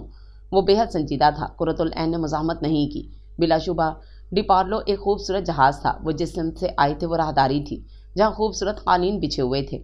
वो दोनों मुख्तलिफ राहदारियों और बरामदों से गुजरते हुए आगे बढ़ते रहे। दूसरे दर्जों के कैबिनों के साथ लाइब्रेरी थी जिसमें अदब के मुतल्लिक हर मौजू पर किताबें थीं। बारूम और खेलों के लिए भी कमरे थे। अरशे पर हसीन लॉन बने थे जिनकी कैफियत खुशनुमा थी। तमाम first class cabin air condition थे। एक तरफ जहाज़ के आला अफसरों और इंजीनियरों के कैबिन थे। बारिश की वजह से अमले के अफराद ने ऐसी तमाम चीज़ें जो पानी से नुकसान उठा सकती थीं खुशनुमा तरपाल से ढक दी थीं। जगह जगह मुसाफिरों के लिए खसूसी हदायत दर्ज थी। खुले समंदर में रवां ये खूबसूरत जहाज़ इंसानी सोच का शाहकार था। बारिश तूफ़ानी हवा से शुरू हुई थी, इसलिए ख़तरनाक तस्वुर की गई। जहाज़ के लाउड स्पीकर पर बार बार ये पुकार की जा रही थी कि अरशे पर कोई मौजूद ना रहे। आपने अगर मेरी बात का बुरा माना हो तो मैं माजरत चाहता हूँ। वो अपने कैबिन के दरवाजे पर पहुँचकर रुकी तो आलियान ने जल्दी से कहा, नहीं, इट्स ओके। भलाई भला किस बुरी लग सकती है। वो रवादारी से मुस्कुराई, थैंक्स। और मोहब्बत, वो कुछ कहने लगा तो कुर्रतुल ऐन के मुस्कुराते होंठ सिकुड़ गए। आप फिर हद पार कर रहे हैं। सॉरी। वो फ़ौरन हाथ उठाकर माजरत खाना अंदाज में जल्दी जल्दी बोला, ओके। कुर्रतुल ऐन को वो किस कदर दिलचस्प लगा और दोस्ती उसकी रोशन आंखों में मासूम सी खुशी थी। गौर किया जा सकता था अगर आप मुखालिफ सनफ से ताल्लुक़ ना रखते तो। वो मुस्कुराकर कहती खुले दरवाजे से अंदर बढ़ गई और दरवाज़ा बंद कर दिया। आलियान ने उसके अल्फाज पर गौर किया और कांधे उचका दिए। आई एम सॉरी, मैं समझ सकता हूँ कि आपको मेरी ये जुर्रत अच्छी नहीं लगी होगी, मगर आप पूरा दिन अरशे पर नहीं आई तो मैं बहुत सी फिक्रों में मुब्तला होकर ख़ुद को रोक नहीं पाया। देखा, मेरे खदशे सही निकले। कब से बुखार है आपको? वो बेड के सरहाने पड़ी कुर्सी पर बैठा हुआ था। कुर्रतुल ऐन ने खुद को बेबस और लाचार महसूस करते हुए सख्ती से आंखें बंद कर लीं। यह हकीकत थी कि आलियान को इस वक्त अपने पास देखकर उसे बुरा नहीं लगा था। इस बीमारी और तन्हाई ने उसे बहुत हसास कर डाला था। अगर मैं ना आता तो आप सारा दिन यूं ही कमरे में बंद पड़ी रहती। आलियान उसका बुखार की हिद्दत से सुर्ख चेहरा देखता रहा और फिर भरपूर खफगी से कह रहा था। वो आहिस्तगी से मुस्कुरा दी। उसका जी चाहा पूछे वो भला क्यों उसके लिए इतना परेशान हो रहा है, मगर वो लब भींचे बैठी रही। चलें, आपको डॉक्टर के पास ले चलता हूँ, दवा वगैरह तो ले। मान वो फिर चौंका था। आपने कुछ खाया पिया? फिर उसकी शक्ल देखकर जैसे अपना सर पीट लिया। पागल हूँ ना मैं भी, कहाँ से खाया होगा? आप ठहरे, मैं कुछ करता हूँ। वो सरस से उठकर बाहर चला गया। फिर हल्का फुल्का खाना लेकर आया और उसे खिलाकर जहाज़ के अस्पताल ले गया। वो वाकई हैरान हुई थी। मैं तो सोच भी नहीं सकती थी कि यहाँ अस्पताल भी हो सकता है। जवाबन आलियान हंस पड़ा। यहाँ तो और भी बहुत कुछ है, मगर आप कुछ देखने पर आमादा हों तब ना। मैं फिर कहता हूँ मेरी दोस्ती वाली ऑफ़र कबूल कर लें। فائدے میں رہیں گی۔ اس کے ساتھ اسی قسم کی باتیں کرتے ہوئے وہ ڈاکٹر کے کمرے میں داخل ہوئے۔ پریشانی کی بات نہیں ہے، محض بخار ہے آپ کی مسز کو۔ ویسے آپ جتنے فکر مند نظر آ رہی ہیں، اس سے تو مجھے لگ رہا ہے کہ آپ ان کی پریگنینسی کی خبر کے منتظر تھے۔ یونانی تیکھے نکوش کے خوبرو سے ڈاکٹر نے رواں انگریزی میں عالیان کی تسلی کرانے کے بعد گویا چھیڑا اور چیک اپ کرانے کے بعد کرسی کی پشت سے ٹیک لگا کر بیٹھی۔ قرۃ العین کے چہرے اور کانوں سے ایک ساتھ جیسے دھواں نکلنے لگا۔ اس نے گھبرا کر عالیان کو دیکھا جس کے چہرے پر جھیمٹی سی مسکراہٹ تھی۔ یہ نسخہ ہے، آپ فارمیسی سے دوا لے لیجیے۔ ڈاکٹر نے رائٹنگ پیڈ سے صفحہ پھاڑ کر عالیان کے سپرد کیا۔ اس سے پہلے قرۃ العین کرسی گھسیٹ کر کھڑی ہوئی تھی اور مزید ایک پل بھی ضائع کیے بغیر دروازہ کھول کر باہر نکل گئی۔ عالیان نے اپنے برابر چلتی خاموش قرۃ العین کو دیکھا اور گہرا سانس کھینچا۔ میں جانتا ہوں کہ آپ کو یہ سننا اچھا نہیں لگا، وہ دانستہ اس کی خفت زدہ چہرے سے نظریں چرائے ہوئے بولا، مگر قرۃ العین میں آپ سے معذرت نہیں کروں گا، اس لیے بھی کہ حقیقت یہ نہ سہی، کسی کی غلط فہمی میں کہیں بات نہیں۔ مجھے اتنا اچھا احساس بخشا ہے کہ میں دنوں ہفتوں نہیں برسوں اس احساس کے ساتھ خوش رہ سکتا ہوں۔ آپ کیا جانیں قرۃ العین کہ میں پہلی نظر کی محبت میں مبتلا ہونے والا شخص حقیقت کی صفاقی کو سہتا کس اذیت میں مبتلا ہوں۔ میرے پاس پیسے ہیں۔ قرۃ العین نے اسے فارمیسی پر ادائیگی کرتے دیکھ احتجاج کیا اور اپنا پرس کھولا۔ میں جانتا ہوں اور آپ بھی یقیناً یہ بات جانتی ہوں گی قرۃ العین کہ پاکستان میں مرد جب خواتین کے ساتھ ہو تو ہر خرچ کی ذمہ داری مرد کی ہوا کرتی ہے۔ اس کے لہجے میں کچھ ایسا تھا کہ وہ چونکنے کے باوجود احتجاج نہ کر سکی۔ قرۃ العین کیا آپ اس ایک بات کو اس لیے نظر انداز نہیں کر سکتی کہ یہ میری خوشی ہے؟ وہ اتنے رسان اور عاجزی سے بولا تھا کہ قرۃ العین واقعی کچھ نہیں بول سکی۔ دونوں خاموش تھے اور دونوں ہی اپنے درمیان در آنے والی اس احساس کو پاتے ہوئے احساس زیاں میں مبتلا تھے۔ یہ کیسی محبت تھی اور کیوں، جبکہ وہ کسی اور راہ کا مسافر تھا اور وہ کسی اور منزل پر پہنچنے والی تھی۔ میں چلی جاؤں گی۔ قرۃ العین نے اس کے ہاتھ سے دواؤں کا لفافہ لے لیا اور وہ اس سے کترا رہی تھی، دامن بچا رہی تھی۔ ابھی جو کچھ ہوا تھا اس کے بعد اس کا کترانا اور دامن بچانا ہی درست عمل تھا، مگر عالیان وہ تو دکھ کی انتہا پر جا پہنچا تھا۔ یعنی آپ مجھے اپنی عیادت اور ذمہ داری کی بھی قابل نہیں سمجھتی؟ عالیان صاحب میری راہوں کو کھوٹا مت کریں، میں کوئی جذباتی لڑکی نہیں ہوں، شادی شدہ ہوں اور اپنے شوہر کے پاس جا رہی ہوں۔ میں نے انہیں دیکھا نہیں تو محبت کیسے ہو سکتی تھی، لیکن میں اپنے شوہر کے حق پر کسی کو ڈاکہ ڈالنے کی اجازت نہیں دے سکتی، اس لیے کہہ رہی ہوں آئندہ آپ مجھ سے ملنے کی کوشش نہیں کریں گے۔ اپنی بات مکمل کر کے وہ رکی نہیں تھی، عالیان پتھر کا ہو چکا تھا۔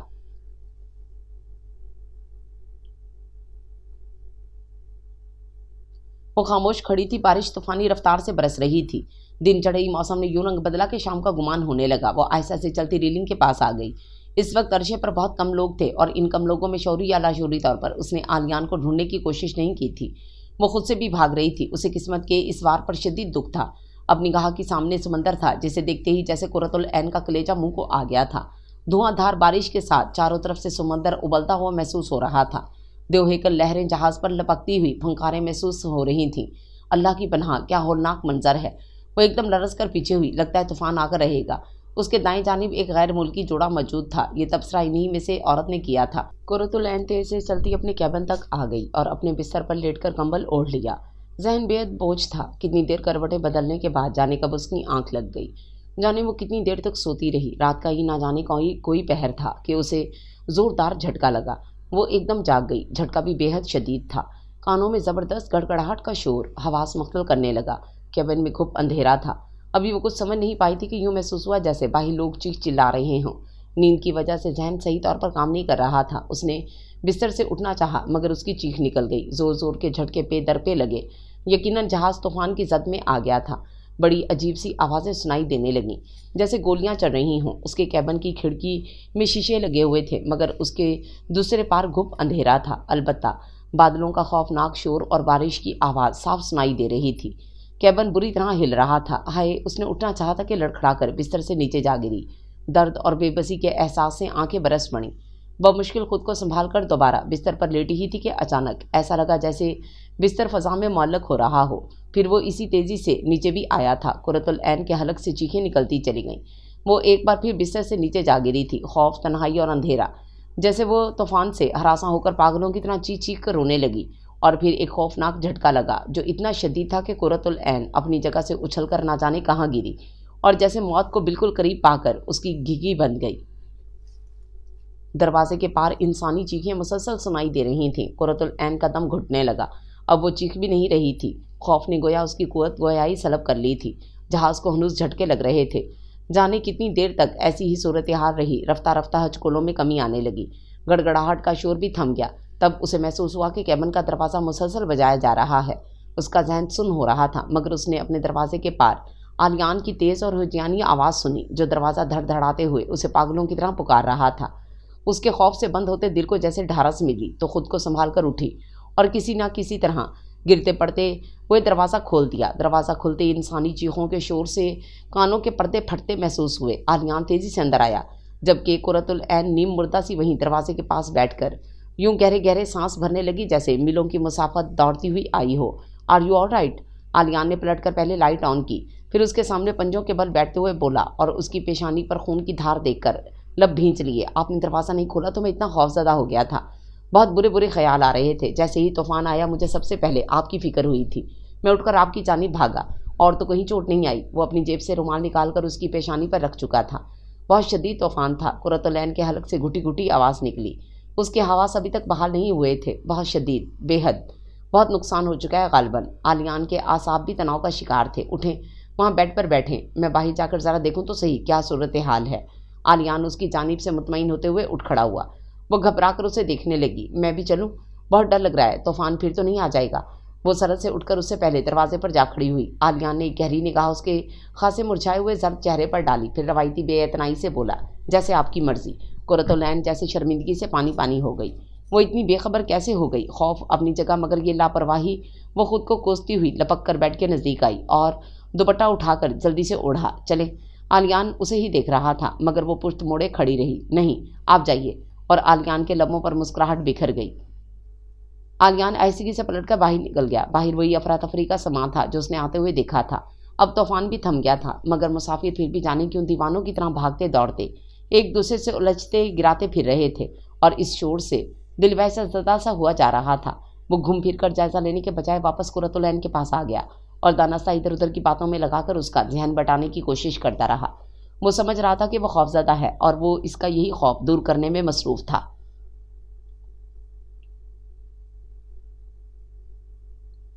फिर वो इसी वक्त उठा जब सुबह की रोशनी फैल गई। इस हौलनाक रात के टल जाने का ख्याल ही बहुत हौसला अफजा था। अब भाग दौड़ भी थम गई थी, लेकिन इंसानी शोर और चीज़ों के गिरने की आवाज़ें अभी तक सुनाई दे रही थीं।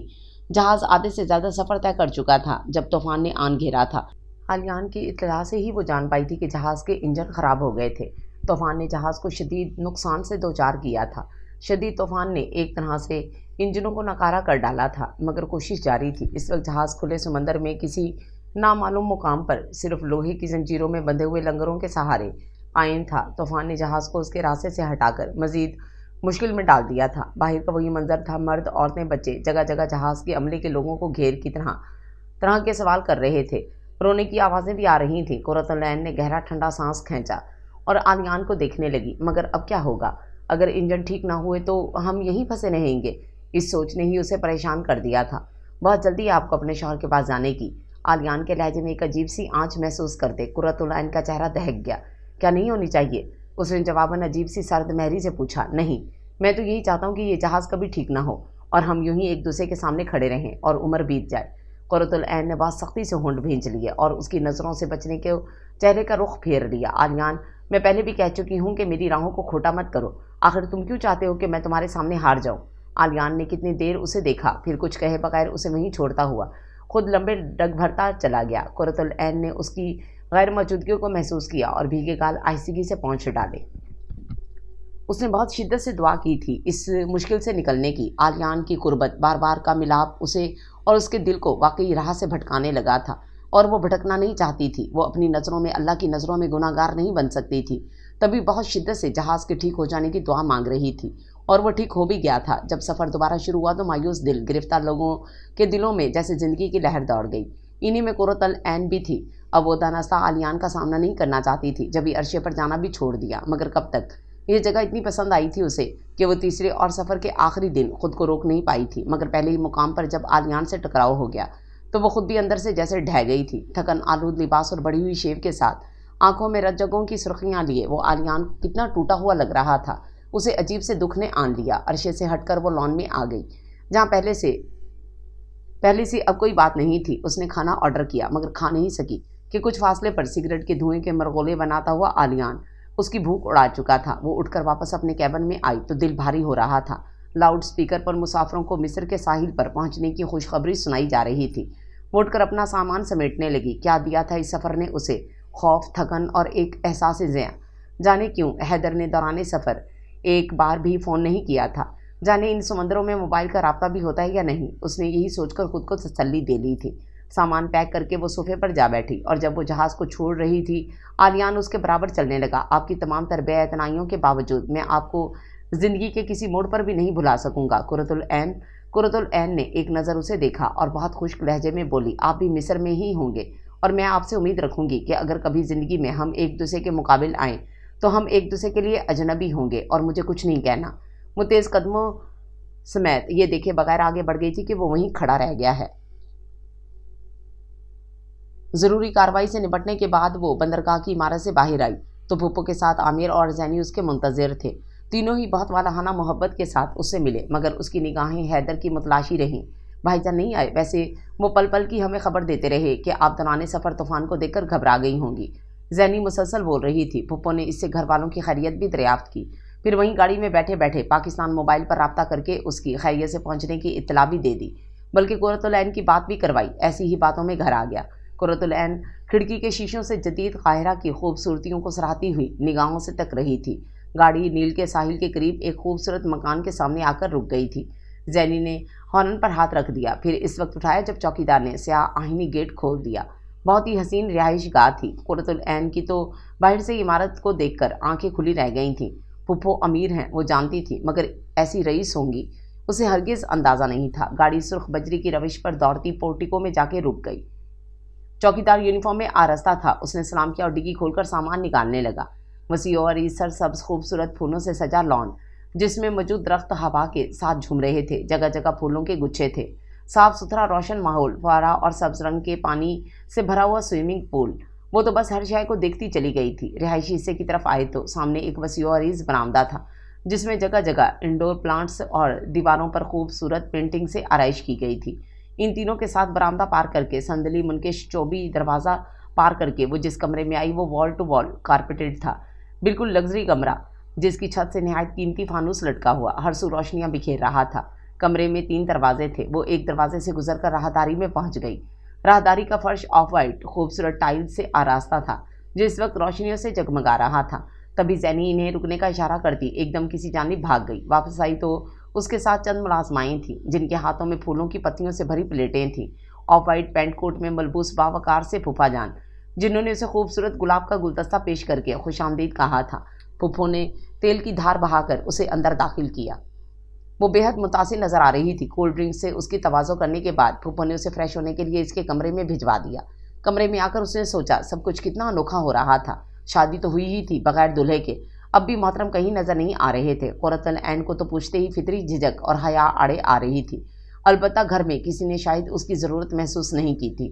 پھپھو نے چائے پر اچھا خاصا اہتمام کر رکھا تھا۔ بیٹا چائے ٹھنڈی ہونے لگی ہے۔ پھپھو نے اس کے گلابی لباس میں تراشے ہوئے دلکش پیکر کو محبت بھری نظروں سے دیکھتے ہوئے مسکرا کر خوش آمدید کہا اور اسے اپنے پہلو میں جگہ دی۔ سامنے گلاس وال کی پار لان کا سرسبز خوبصورت منظر تھا، جہاں اندھیرا گہرا ہوتے ہی روشنیاں جگمگانے لگی تھیں۔ پھپھو نے اسے چونکایا اور اپنے ہاتھ سے بنا کناس پیش کیا، جو گوشت کے ٹکڑوں سے بنائی گئی تھی، روٹی کی مانند تھا۔ گھر والے یاد آ رہے ہیں؟ پھپھو نے مسکرا کر اس کی خاموشی کی وجہ کھوجی۔ ارے خواہ گھر والے، بھائی گھر والا یاد آ رہا ہوگا، یہ خوب ہے۔ موصوف نے ابھی تک اپنی نئی دلہن کو دیدار بھی نہیں کروایا، عامر ہنس کر کہہ رہا تھا۔ وہ بری طرح سے جھینک کر سرخ پڑ گئی۔ ذرا دیکھو تو اپنی بھابھی کو شرماتے ہوئے کیسی حسین لگتی ہیں۔ زینی نے شور مچا کر سب کو اس کی سمت متوجہ کر دیا۔ وہ مزید پریشان ہو گئی۔ اچھا اب تم اسے نروس مت کرو۔ پھپھو نے زینی کو ڈانٹا تھا، اور جب وہ چائے پی چکی تو عامر اور زینی اسے باقاعدہ کمپنی دینے کو تیار تھے، مگر پھپھو نے منع کر دیا۔ وہ تھکی ہوئی آئی ہے، آرام کرنے دو، رات کے کھانے کے بعد باتیں کرنا۔ انہوں نے قرۃ العین کو اس کے کمرے میں جانے کا اشارہ کر دیا۔ وہ دونوں منہ بسول کر رہ گئے۔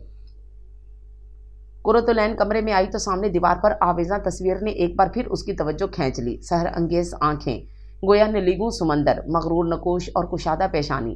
وہ ایک مکمل طور پر حسین مرد کی تصویر تھی۔ تصویر میں ہی اتنے مغرور لگتے ہیں، حقیقت میں جانے کیسے ہوں گے۔ اور یہ صاحب بہادر اپنی رونمائی آخر کیوں نہیں کروا رہے؟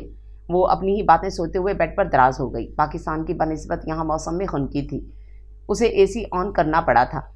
खिड़कियों से लटकते मखमली पर्दे गिरे थे, मखमली सोफे, इन पर धरे ऑफ वाइट कलर के खूबसूरत कढ़ाई वाले कुशन, गुताज कारपेट, कीमती क्रिस्टल गुलदान और महकता हुआ फर्नीचर। इस पर एसी की फरहत बख्श ठंडक कमरे के माहौल को ख्वाबनाक बना रही थी।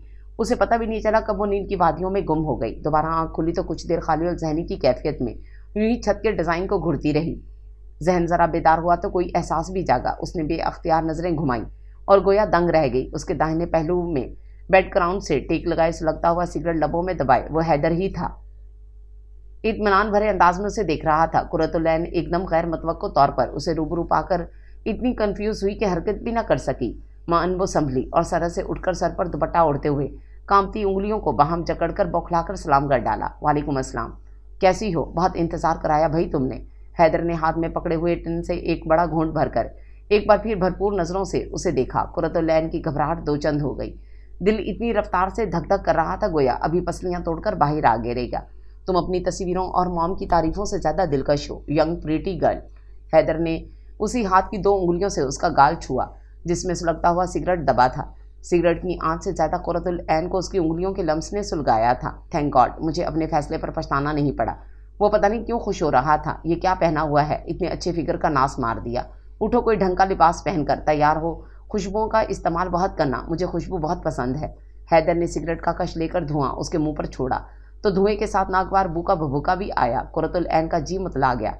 वो ठटक कर हैदर के हाथ में मौजूद टिन को देखने लगी जिसे आखिरी घूंट लेकर उसने लापरवाही से कारपेट पर उछाल दिया था। ये उसने सहम कर मेज़ के पाई के साथ लड़के हुए टिन की सिमत इशारा किया। चैंपियन थी, सबसे महंगी शराब। वो जवाबन उसकी आंखों में झांककर ढिठाई से बोला। कुर्रतुल-ऐन के रहस्य हवास भी साथ छोड़ गए। एक तो लोअर मिडिल क्लास लोगों का ये बड़ा अलमिया होता है, खुद को बहुत पारसा समझते हैं। ये ड्रिंक वगैरह हमारी लाइफ का एक लाजमी जुज़ है।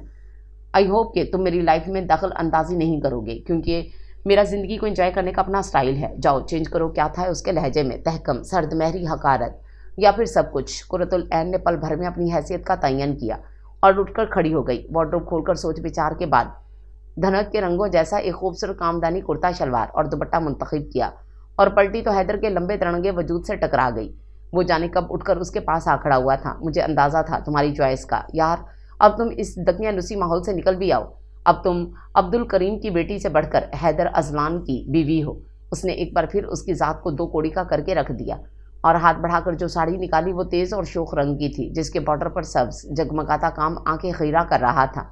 जल्दी तैयार हो, मैं जैनी को भेजता हूँ, वो तुम्हें हेल्प कर देगी। साड़ी को बेड पर फेंक कर वो खुद पलट कर बाहर चला गया और जिस वक्त जैनी अंदर आई वो स्लीवलेस हाफ इंतहाई कटे गले का ब्लाउज पहने सहम कर बैठी थी। हाय स्वीटी, तुमने अभी तक चेंज नहीं किया? यार इस ड्रैकुला का मूड क्यों बिगाड़ने पर तुली हो? जैनी से भी ज़िंदगी में पहली बार मिल रही थी मगर इसकी बेतकल्लुफ़ी और अपनायत का भी अपना ही अंदाज़ था। मगर ये तीनों बहन भाई पल भर में किसी को अरसे फर्श पर पटकने में भी माहिर थे। कुर्रतुल-ऐन ने एक नज़र जैनी को देखा और ठंडा सांस खींचती कपड़े लिए ड्रेसिंग रूम में चली गई। फिर वो जैनी के दरवाज़ा बजाने पर भी झिझकती हुई बाहर आई मगर इस तरह के बारीक पल्लू दोहरा करके सीने पर लपेट रखा था और हिफाजत के ख्याल से हाथ में दबोचा हुआ था। जैनी इसकी हालत देखकर खिल करके हंसने लगी। कुर्रतुल-ऐन की आंसुओं से भरी आंखें बेबसी और लाचारी के एहसास से छलक गईं। जैनी की हंसी को इसके आंसुओं ने ही ब्रेक लगाई थी। एनी प्लीज़, तुम्हारे लिए बेहतर यही है कि तुम खुद को इसके लिए ज़हनी तौर पर तैयार कर लो। यहाँ सब ऐसा ही है, जदीद दौर के तकाज़ों के मुताबिक ग्लैमर से भरपूर, या तुम्हारे बकौल बेहयाई में नंबर 1। वो बगैर किसी शर्मिंदगी के बड़े दिमाग से कह रही थी। स्लीवलेस शर्ट, उसके ब्लाउज जैसा गहरा गला, दुपट्टा नितारत तंग चुस्त जीन्स। उसने पहली बार जैनी का सुराफा जांचा और जैसे गहरा सांस खींच कर रह गई। हम ब्रॉड माइंडेड हैं मगर भाई हम सबसे ज़्यादा बेबाक हैं। अब तुम्हारी किस्मत है ना डेयर कि तुम्हें तुम्हारी सोच के बरअक्स पार्टनर मिला है। उसके हाथ पाथ महारत से उसके चेहरे पर हरकत कर रहे थे। अगले आधे घंटे बाद जैनी उसका हेयर स्टाइल भी बनाकर बिखरी हुई चीज़ें समेट रही थी जब हैदर अंदर चला आया। मॉम पूछ रही हैं अगर ये रेडी हो चुकी है तो खाना लगवाएं, यानी तुम मॉम से खाने का कह दो। वो बात जैनी से कर रहा था मगर निगाहें गोया कुर्रतुल-ऐन के सुरापे से चिपक गई थी। हालांकि वो उसका शौहर था, उसके बावजूद कुर्रतुल-ऐन को उसकी निगाहों से अपने वजूद में बेचैनी उतरती महसूस हुई। देखा, मेरी निगाहों ने तुम्हारे छुपे हुए हुस्न को कैसे तस्वीर से ही ताड़ लिया था। वो उसके करीब आकर उसकी घबराहट से बेनियास होता उसे शानों से जकड़कर अपने मुकाबिल करते हुए बड़े तफाखुर से बोला, आओ पहले खाना खाएं, फिर तुम्हारी इस घबराहट को भी हमेशा के लिए रुखसत करते हैं। उसके धीरे धीरे कपकपाते वजूद पर गहरी निगाह डालकर उसने ज़ुमैनी फ़िक्रा उछाला। कुर्रतुल-ऐन ने उसके हाथ हटाते ही जैसे सुख का सांस भरा। باہر سب کے سامنے جانے کے خیال سے ہی اس پر شرمندگی نئے سرے سے غلبہ پانے لگی تھی۔ جب ہی لپک کر اپنی پہنی ہوئی شال اٹھا کر لپیٹ لی۔ خود کو مطمئن کرنے کے بعد اس نے نگاہ اٹھائی تو حیدر کو بہت عجیب نظروں سے اپنی سمت تکتے پا کر لب سی لیے۔ باہر عامر بھائی پھپھا جان ہیں، ان کے سامنے اس طرح جاتے تم اسی طرح ہی جاؤ گی، مجھے سبق پڑھانے کی ضرورت نہیں، درستگی سے کہتے ہوئے ایک جھٹکے سے شال اس کے کندھوں سے کھینچ لی۔ قرۃ العین ساکن رہ گئی۔ اگر وہ پہلے ہی مقام پر لڑے بغیر ہار گئی تو زندگی میں کبھی اس شخص سے جیت نہیں سکے گی، اور اس جیسے شخص سے جیتنا اور اپنی منوانا یوں بھی ضروری تھا کہ وہ راہ سے بھٹکا ہوا انسان تھا۔ چلو نا، یہ منٹ بعد کہاں گم ہو جاتی ہو؟ حیدر، آپ کا کھانا کمرے میں منگوا لیں پلیز، اس نے بظاہر لجاجت اور لگاوٹ سے کہتے ہوئے گویا اپنے مقصد کو شروعات کے ساتھ پہلا قدم اٹھایا۔ حیدر جو دروازے تک پہنچ چکا تھا ایک دم مڑ کر دیکھنے لگا، یہاں تک کہ قرۃ العین کا جتنوں سے بحال کیا ہوا اعتماد پھر سے اس کا ساتھ چھوڑ گیا۔ تنہائی چاہ رہی ہو میرے ساتھ؟ حیدر نے گھمیر لہجے میں پوچھا۔ قرۃ العین چونکی اور بے ساختہ نظریں چرا کر خواہ مسکرائی۔ جی۔ حیدر ایک دم زور سے ہنس پڑا۔ اس کی ہنسی میں گویا قرۃ العین کے جھوٹ کا بھید کھلنے کا انکشاف تھا۔ قرۃ العین سفید پڑنے لگی۔ Okay sweetheart, as you wish, Haider اس کا گال تھپ تھپا کر کہتا مڑا اور انٹرکام پر کھانا بیڈ روم میں بھجوانے کا آرڈر کرنے لگا۔ قرۃ العین نے پہلا مرحلہ سر کر کے انوکھی خوشی محسوس کی۔ صبح صادق کا وقت تھا اور وہ اپنے کمرے کی اس بالکنی میں کھڑی تھی جس سے دریا نیل کا نظارہ ہوتا تھا۔ نرم دھیرے دھیرے چلتی ہوا سے بکھرے بالوں کو ایک ہاتھ سے سمیٹتی وہ ماحول میں پھیلی اداسی اور ویرانی کو محسوس کرتی سوچنے لگی، ماحول اداس ہے یا اس کا دل؟ حیدر نے ڈرنک کرنے کے بعد اگر اس سے تعلق استوار کیا تھا تو اس تعلق میں کیا ہو سکتا تھا سوائے اذیت اور یاسیت کے؟ وہ حیران سی اپنی زندگی کے اس رخ پر غور کرتی رہی۔ قرآن کے واضح الفاظ ہیں، نیکوکاروں مردوں کے لیے نیکوکار عورتیں اور بدکار مردوں کے لیے بدکار عورتیں۔ وہ بدکار تو نہیں تھی، پھر کیا وہ آزمائی جا رہی تھی؟ اس کا دل روتا رہا۔ نظروں کے سامنے تاریخ کی عظیم ترین دریا نیل کا ساحل تھا، تحد نگاہ سناٹا تھا، بس اکا دکا گاڑیاں سڑک سے گزر رہی تھیں۔ وہاں اتنی صبح کوئی بھی سیاح نظر نہیں آ رہا تھا۔ اس نے گہرا سانس کھینچا اور ریلنگ پر ہاتھ رکھ کر خود کو ڈھیلا چھوڑ دیا۔ دھوپ کی کرنیں اس کے چہرے اور بالوں سے آ کر اٹکلیاں کرنے لگیں۔ وہ پلٹ کر اندر آئی تو حیدر کہیں جانے کو بالکل تیار تھا۔ میں آفس جا رہا ہوں، وہ آہستگی سے چلتی پیچھے فاصلے پر آ کر رک گئی۔ چلو تم یہی سمجھ لو، کیا حرج ہے؟ والیٹ اور موبائل کے ساتھ گاڑی کی چابیاں اٹھا کر کوٹ کی جیب میں رکھتے ہوئے اس نے عجیب سا جواب دیا۔ کچھ دن لگ جائیں گے مجھے آنے میں، ضروری کام نہ ہوتا تو تمہیں چھوڑ کر کبھی نہ جاتا۔ تم شراب کے نشے سے بھی بڑھ کر سرور دیتی ہو ڈارلنگ، چند دن یہاں رہ لو، پھر تمہیں ساتھ لے جاؤں گا۔ وہ اس کی سمت پلٹا تھا اور اس کا گال نرمی سے سہلا کر مسکرایا اور باہر چلا گیا۔ وہ اس کی باتوں کو سمجھنے کی کوشش کرتی ہلتا پردہ دیکھتی رہ گئی۔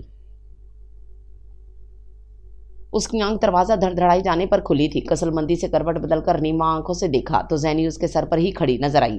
اوفو کتنا سوتی ہو تم، اٹھو بھائی، ہم دونوں صرف تمہاری وجہ سے اپنے اپنے کام چھوڑ کر تمہیں کمپنی دینے کو گھر بیٹھے ہیں اور محترمہ مزے سے نیند پوری کر رہی ہیں۔ قرۃ العین واقعی شرمندہ ہوتی اٹھ کر بیٹھ گئی۔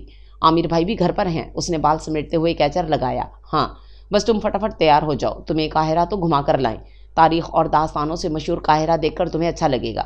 وہ بے تکان بول رہی تھی۔ قرۃ العین جلدی سے اٹھ کر واش روم میں جا گھسی اور جب وہ تیار ہو کر باہر آئی تو زینی ٹی وی لاؤنج میں کمر کے نیچے ڈھیروں کشن رکھے موبائل فون پر کسی سے باتوں میں مصروف تھی۔ عامر البتہ ٹی وی کی سمت متوجہ تھا۔ آر یو ریڈی بھابھی؟ عامر نے ریموٹ سے ٹی وی آف کر کے اسے دیکھا۔ ہاں، مگر پھپھو سے اجازت؟ ارے کچھ نہیں کہیں گی وہ، یہ کراچی کے پسماندہ علاقے میں ٹوٹا پھوٹا سا عبد الکریم ماموں کا گھر تھوڑی ہے کہ جہاں اگر بہو کو واش روم بھی جانا ہے تو ساس سسر کی اجازت لینی پڑے۔ عامر نے ہنس کر کہا تھا، مگر قرۃ العین ایک دم خاموش سی ہو گئی۔ یہ وہ کیا کہہ رہا تھا؟ ایسا کب تھا اس کے گھر میں؟ اور یہ لوگ انہیں کیا سمجھ بیٹھے تھے؟ بھلے وہ ان کے مقابلے میں دولت کے لحاظ سے کچھ بھی نہیں تھے، مگر یوں تضحیک کا انداز اپنانے کا تو ان کا بہرحال کوئی حق نہیں بنتا تھا۔ چلے نا، ایک تو آپ بات بے بات سوچتی بہت ہیں، عامر نے اکتا کر کہتے ہوئے ریموٹ صوفے پر پھینکا۔ قرۃ العین کے جی میں آئی اس خود پسند بد دماغ اور بد زبان دراز لڑکے کو ایسی کھری کھری سنائی کہ اسے آئندہ مذاق میں بھی اس کی عزت نفس مجروح کرنے کی ہمت نہ ہو، مگر یہ اس کی سسرال تھی اور آج اسے یہاں آئے محض دوسرا دن تھا۔ اسے بہت پھونک پھونک کر ہی قدم رکھنا تھا، سو ضبط کرتے ہوئے کچھ کہے بغیر اس کی میت میں قدم بڑھا دیے۔ وہ گاڑی میں بھی خاموشی رہی جبکہ عامر اور زینی آپس میں باتیں کر کر کے ہنستے رہے۔ آپ بہت چپ ہیں بھابھی، خیریت؟ عامر نے اچانک اسے مخاطب کر لیا۔ اس کا انداز ایسا تھا جیسے وہ اپنی کچھ دیر قبل مذاق میں کہی سنگین بات اکثر فراموش کر چکا ہو سکتا ہے یہ اپنے مسٹر رائٹ کو مس کر رہی ہوں، کیوں اینی؟ زینی نے شرارت سے آنکھیں نچائیں تو قرۃ العین محض مسکرا کر رہ گئی اور کھڑکی سے باہر پھر سے دیکھنے لگی۔ قاہرہ کا قدرتی حسن دیکھنے سے تعلق رکھتا تھا، طبیعت کیسی ہی کیوں نہ ہو، ایک دم بشاشت طاری ہو جاتی۔ عامر نے اسے قاہرہ کے مشہور پارکوں میں بھی گھمایا، پھر احرام، ابو الہول اور دوسرے مقامات پر بھی لے گیا۔ زینی کے ہاتھ میں کیمرہ تھا جو اس نے قرۃ العین کو تھما کر تصویریں کھینچنے کو کہا، مگر قرۃ العین کا ان بے جان مجسموں کی تصویریں بنانے کا کوئی ارادہ نہیں تھا۔ جبھی کیمرہ بیگ میں رکھ لیا، کھانے کے دوران عامر اس کی معلومات میں اضافہ کرتا رہا اور مصر کے بارے میں بتاتا رہا۔ دن ڈھل گیا جب وہ لوگ سقارا کے لیے روانہ ہوئے۔ سردیوں کا آغاز ہونے جا رہا تھا مگر دھوپ میں ابھی بھی تیزی تھی۔ زینی نے گاڑی میں بیٹھتے ہی AC آن کیا تھا۔ قرۃ العین راستے بھر کھڑکی سے باہر نظاروں میں مگن رہی۔ شام کے 5 بج رہے تھے جب وہ لوگ سقارا پہنچے۔ یہ بوسیدہ احراموں کی بستی ہے اور یہ احرام قدیم ترین سمجھے جاتے ہیں۔ سقارا کے پاس کچھ قیمتی گاڑیاں پارک کی گئی تھیں۔ کچھ غیر ملکی سیاح ہینڈی کیم سے مووی بناتے بھی نظر آ رہے تھے۔ عامر نے بھی اپنی لینڈ کروزر وہیں موجود گاڑیوں کے ساتھ پارک کر دی۔ قرۃ العین ان دونوں کی میت میں گاڑی سے اتر کر ان احراموں کی سمت آ گئی۔ نیچے راستے مشکل تھے، اوپر سے دور دور نظر آنے والے ان احراموں کو نیچے سے راستے بنا کر یکجا کر دیا گیا۔ یہ راستے بھول بھلیاں ہیں، پلیز بھابھی آپ زینی کے ساتھ ساتھ رہیے گا۔ عامر نے بالخصوص قرۃ العین کو مخاطب کیا تو زینی نے ہنستے ہوئے قرۃ العین کا ہاتھ مضبوطی سے پکڑ لیا۔ ہاں بالکل، خدا نخواستہ اگر یہ بھولے سے بھی ادھر ادھر ہو گئی نا تو حیدر بھائی کا پتہ ہے نا۔ اس کی شرارت سے آنکھیں نچا کر کہی گئی بات پر قرۃ العین کے لبوں پر بھی بھولی بھٹکی سی مسکراہٹ لمحہ بھر کو جھلک دکھا گئی۔ وہ دونوں بھی عامر کے پیچھے کے دروازے سے اندر داخل ہو گئی۔ کچھ دیر سیدھی سرنگ میں چلنا پڑا، پھر سیڑھیاں نیچے اترنے لگیں۔ وہاں منتظمین موجود تھے جو وہاں کی دیکھ بھال کے ساتھ رات کو روشنی کا بھی پورا انتظام کرنے پر مامور تھے تاکہ سیاح دن کی طرح رات کو بھی وہاں کے پرہول ماحول کا نظارہ کر سکیں۔ یہ ساری معلومات عامر گاہے بگاہے انہیں دے رہا تھا۔ ڈر رہی ہیں بھابھی؟ زینی کو اس کے ہاتھ کی کپ کپاہٹ نے اس کے خوف و گھبراہٹ کا پتہ دے دیا تھا۔ زینی زور سے کھلکھلا کر ہنس دی۔ ارے اتنا چھوٹا دل ہے تمہارا، ان ویرانوں سے ڈر رہی ہو جو بیچارے ہزاروں سال پرانے مردے، صدیوں پرانے بے جان اجسام کسی کو بھلا کیا نقصان پہنچا سکتے ہیں؟ یہ کام تو زندہ انسان کا ہے۔ جس دیو کی قید میں ساری رات گزاری ہے تم نے، جب وہاں نہیں ڈری تو یہ ڈر بالکل بھی بے وجہ ہے۔ کم آن، پتہ نہیں کیا تھا زینی کے لہجے میں، مگر جو بھی تھا اس نے قرۃ العین کو ضرور ٹھٹکا کر رکھ دیا تھا۔ وہ ساکن کھڑی اس کے چہرے کے متاسفانہ مسکراہٹ کو دیکھتی رہ گئی۔ کیا مطلب؟ مان وہ اس لمحاتی سکتے سے باہر آئی اور گھبرا کر کہا۔ زینی کی آنکھوں میں موجود ترہم آمیز کیفیت اس کے لیے تھی۔ وہ جان سکتی تھی مگر کیوں؟ وہ الجھنے لگی۔ ہر بات کا مطلب مت پوچھا کرو انوسینٹ گرل، تمہیں دیکھنے کے بعد میرا دکھ اور سوا ہو گیا۔ اینی، میں سوچتی ہوں کوئی اپنے مفاد کی خاطر اتنا خود غرض ہو کر بھی فیصلے کر سکتا ہے؟ وہ بات کرتے ہوئے کہیں کھو گئی تھی۔ قرۃ العین کا دل دھک دھک کرنے لگا۔ کسی انہونی کا خیال دامن گیر ہو گیا تھا۔ زینی، میں سمجھی نہیں، تم کھل کر بات کرو نا۔ قرۃ العین نے اپنے گلے میں کچھ اٹکتا محسوس کیا۔ زینی، یہ کیا پاگل پن ہے؟ اس سے پہلے کہ زینی کچھ مزید کہتی، اپنی ہی دھن میں آگے بڑھ جانے والا عامر لپک کر ان تک آتے ہی اچھی خاصی ناراضی سے ڈانٹ کر بولا اور زینی بھی جیسے کسی ٹرانس سے باہر آ گئی۔ چلو وہیں کیوں رک گئی؟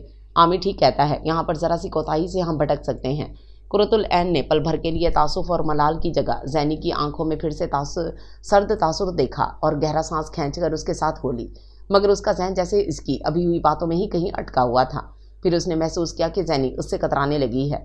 اول تو کبھی نظر نہیں آتی اور جو کبھی نظر آ بھی جاتی تو دانستہ خود کو مصروف ظاہر کرنے لگتی یا پھر وہاں سے اٹھ کر چلی جاتی۔ اس کے اس رویے نے قرۃ العین کو مزید الجھا دیا۔ وہ جان گئی تھی کہ زینی اس کے تجسس اور پریشانی سے آگاہ ہے، پھر بھی وہ اس کے سوالوں سے بھاگ رہی ہے تو اس کی کوئی اہم وجہ ہوگی۔ پھوپھو کا رویہ اس کے ساتھ بہت اچھا تھا۔ پھوپھا جان سے تو ناشتے کی میز پر یا رات کے کھانے پر ہی ملاقات ہو پاتی، وہ بھی چند رسمی جملوں تک محدود رہتی۔ عامر البتہ جب بھی سامنے ہوتا خوش دلی سے احوال پرسی کرتا۔ حیدر کو اس نے اس دن کے بعد دوبارہ نہیں دیکھا تھا اور اس بات کو بھی لگ بھگ 1 ہفتہ ہونے کو آ رہا تھا۔ اس شام رات گئے تک اس نے حیدر کا انتظار کیا تھا اور جب وال کلاک نے رات کے 12 بجائے تب وہ نہ چاہتے ہوئے بھی اٹھ کر پھوپھو کے پاس آ گئی تھی۔ حیدر ابھی تک نہیں آئے پھوپھو، میں نے ان کا موبائل نمبر بھی ٹرائی کیا مگر ارے پھوپھو اس کی بات سن کر بے اختیار ہنس پڑی تھی۔ تم اس کا انتظار کر رہی ہو؟ ارے بیٹا وہ ہر روز تھوڑی آتا ہے، وہ یہاں تھوڑی رہتا ہے۔ الملان میں اس کا بہت بڑا بنگلہ ہے، کاروبار بھی وہیں ہے، یہاں تو خاص موقعوں پر ہی آ کر شکل دکھاتا ہے ورنہ ہم خود اس سے ملنے جاتے ہیں، پھوپھو اسے بتا رہی تھیں اور وہ اندر سے خالی ہوتی جا رہی تھی۔ بنا کچھ کہے وہ چپ چاپ آ کر ٹی وی لاؤنج میں بیٹھ گئی۔ خاص موقعوں پر اس کے اندر کوئی باز گزشتی ہوئی، پھر وہ اس دن کیوں آئے تھے؟ اس دن ایسا خاص موقع کب تھا؟ اس کا دل رونے کو چاہنے لگا اور اسے پتہ بھی نہیں چلا کب وہ اپنی اس ناقدری اور بے مائیگی پر آنسو بہا رہی تھی۔ بھابھی آپ کا فون ہے، عامر نے آ کر اسے جگایا تھا۔ کس کا؟ حیدر کا۔ وہ ہڑبڑا کر اٹھی، جانے کب اس کی آنکھ لگ گئی تھی۔ نہیں، آپ کے میکے سے ہے۔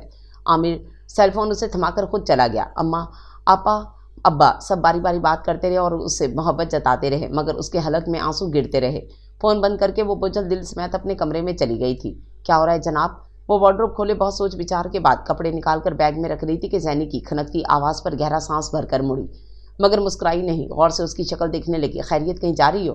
اور کیا میری شکل بدل گئی ہے؟ زینی نے بیگ کی سمت اشارہ کر کے اپنے منہ پر ہاتھ پھیرا۔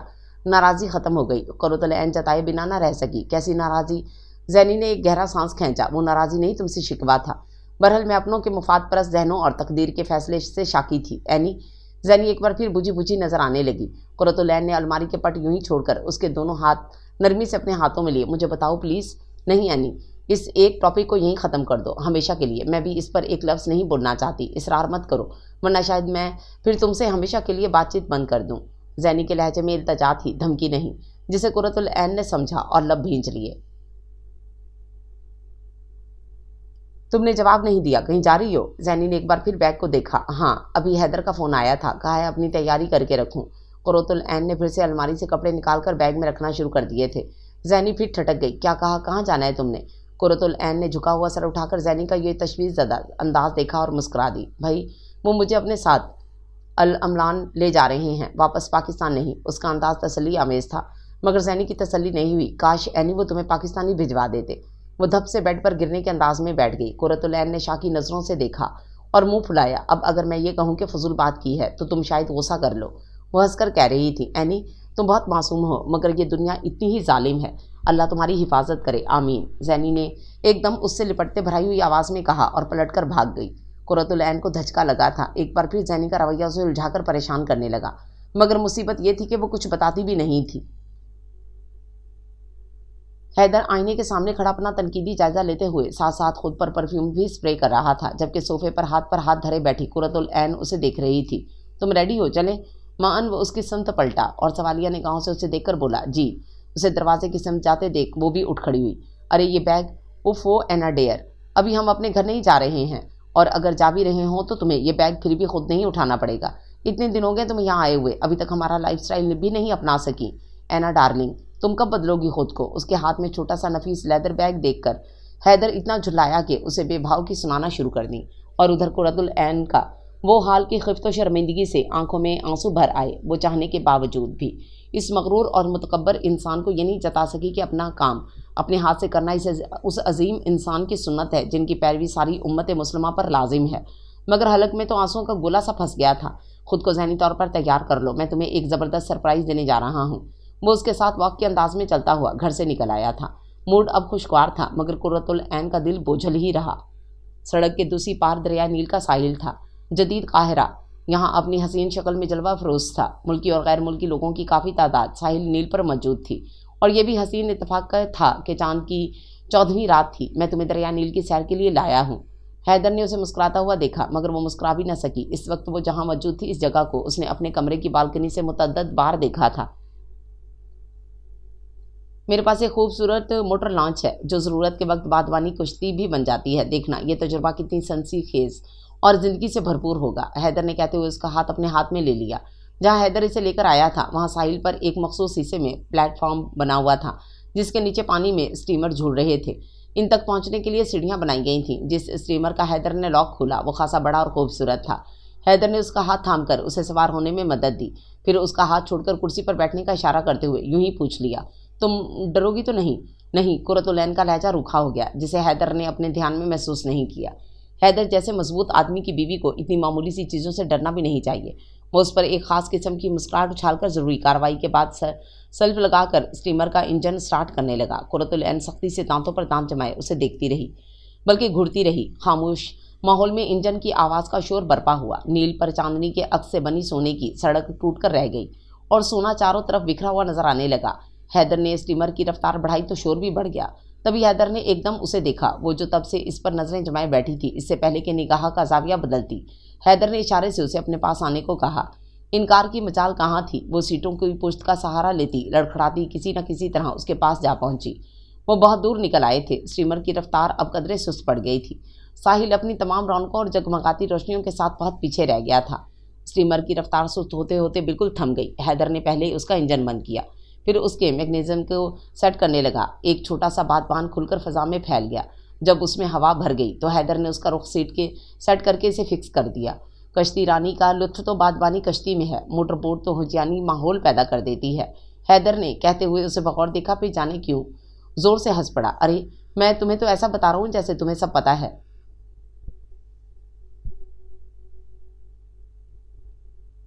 اس کے تمسخرانہ لہجے نے قرۃ العین کی عزت نفس پر ایک بار پھر کوڑا برسا دیا۔ حیدر پلیز، آپ اس قسم کی باتوں سے کیا جتلانا چاہتے ہیں کہ میں آپ سے کمتر ہوں؟ مگر یاد رہے میں یہاں آپ کی مرضی سے کھڑی ہوں۔ اس کی بھرائی ہوئی آواز پر حیدر نے چونکتے ہوئے اس کے چہرے کو دیکھا۔ قرۃ العین کو اس کی ان خاموش نظروں سے خوف سا آنے لگا۔ تم خود کو کیا سمجھتی ہو اینا؟ بہت حسین، بہت اونچی چیز کہ میں نے تمہارے اس بے مثال حسن سے متاثر ہو کر تم سے شادی کی ہے۔ اس کا ہاتھ سختی سے دبوچ کر غرایا۔ قرۃ العین کی گھٹی گھٹی سی چیخ نکل گئی، مگر حیدر کے طیش میں کمی نہیں آئی۔ سنو، مجھے حسین لڑکیوں کی کمی نہیں ہے۔ آج میرے ساتھ چل رہی ہو نا، دیکھنا کیسی حسین عورتیں میرے قدموں میں لوٹتی ہوئی ملیں گی۔ تمہاری حیثیت ان سے معمولی سے زیادہ ہے میرے نزدیک کہ تم میری بیوی ہو۔ وہ اسے زور سے جھٹک کر گھرتا ہوا کوٹ کی جیب سے سگریٹ نکال کر سلگانے لگا۔ ایک کے بعد دوسرا سگریٹ ختم کرنے کے بعد حیدر ایک بار پھر اس کی سمت متوجہ ہوا، اور چونکہ اب تم میری بیوی ہو تو تمہیں ویسے ہی بن کر رہنا ہے جیسا میں چاہوں گا۔ اس کے علاوہ ایک بات اور اچھی طرح سن لو، آج کے بعد کبھی یوں میرے آگے بولنے کی جرات مت کرنا، ورنہ انجام کے بارے میں یہ سوچ لینا کہ میں بہت بے رحم اور شفاق انسان ہوں۔ اس کے رونگٹے کھڑے کر کے وہ ایک بار پھر اسٹیمر سٹارٹ کرنے لگا تھا، جبکہ قرۃ العین جو آنکھوں میں ڈھیروں خواب سجا کے ساتھ لائی تھی وہ جیسے آنسوؤں میں بہتے جا رہے تھے۔ وہ بہت خائف سی اس کے ساتھ فرنٹ سیٹ پر بیٹھی تھی۔ جب رہا نہیں گیا تو بلاخر اس نے اسے مخاطب کر ہی لیا۔ حیدر، اس نے اسٹیئرنگ وہیل پر مضبوطی سے جمے مردانہ ہاتھوں پر نظر جما کر سہمتے ہوئے پکارا۔ حیدر نے ونڈ اسکرین سے نظریں ہٹائے بغیر محض ایک ثانیے کو اسے دیکھا۔ پھپھو اور زینب کا آپ سے جھگڑا کیوں ہوا تھا؟ اس نے ڈرتے ڈرتے سوال کیا۔ حیدر کا چہرہ ایک دم چٹانوں کی مانند سنگلاخ نظر آنے لگا۔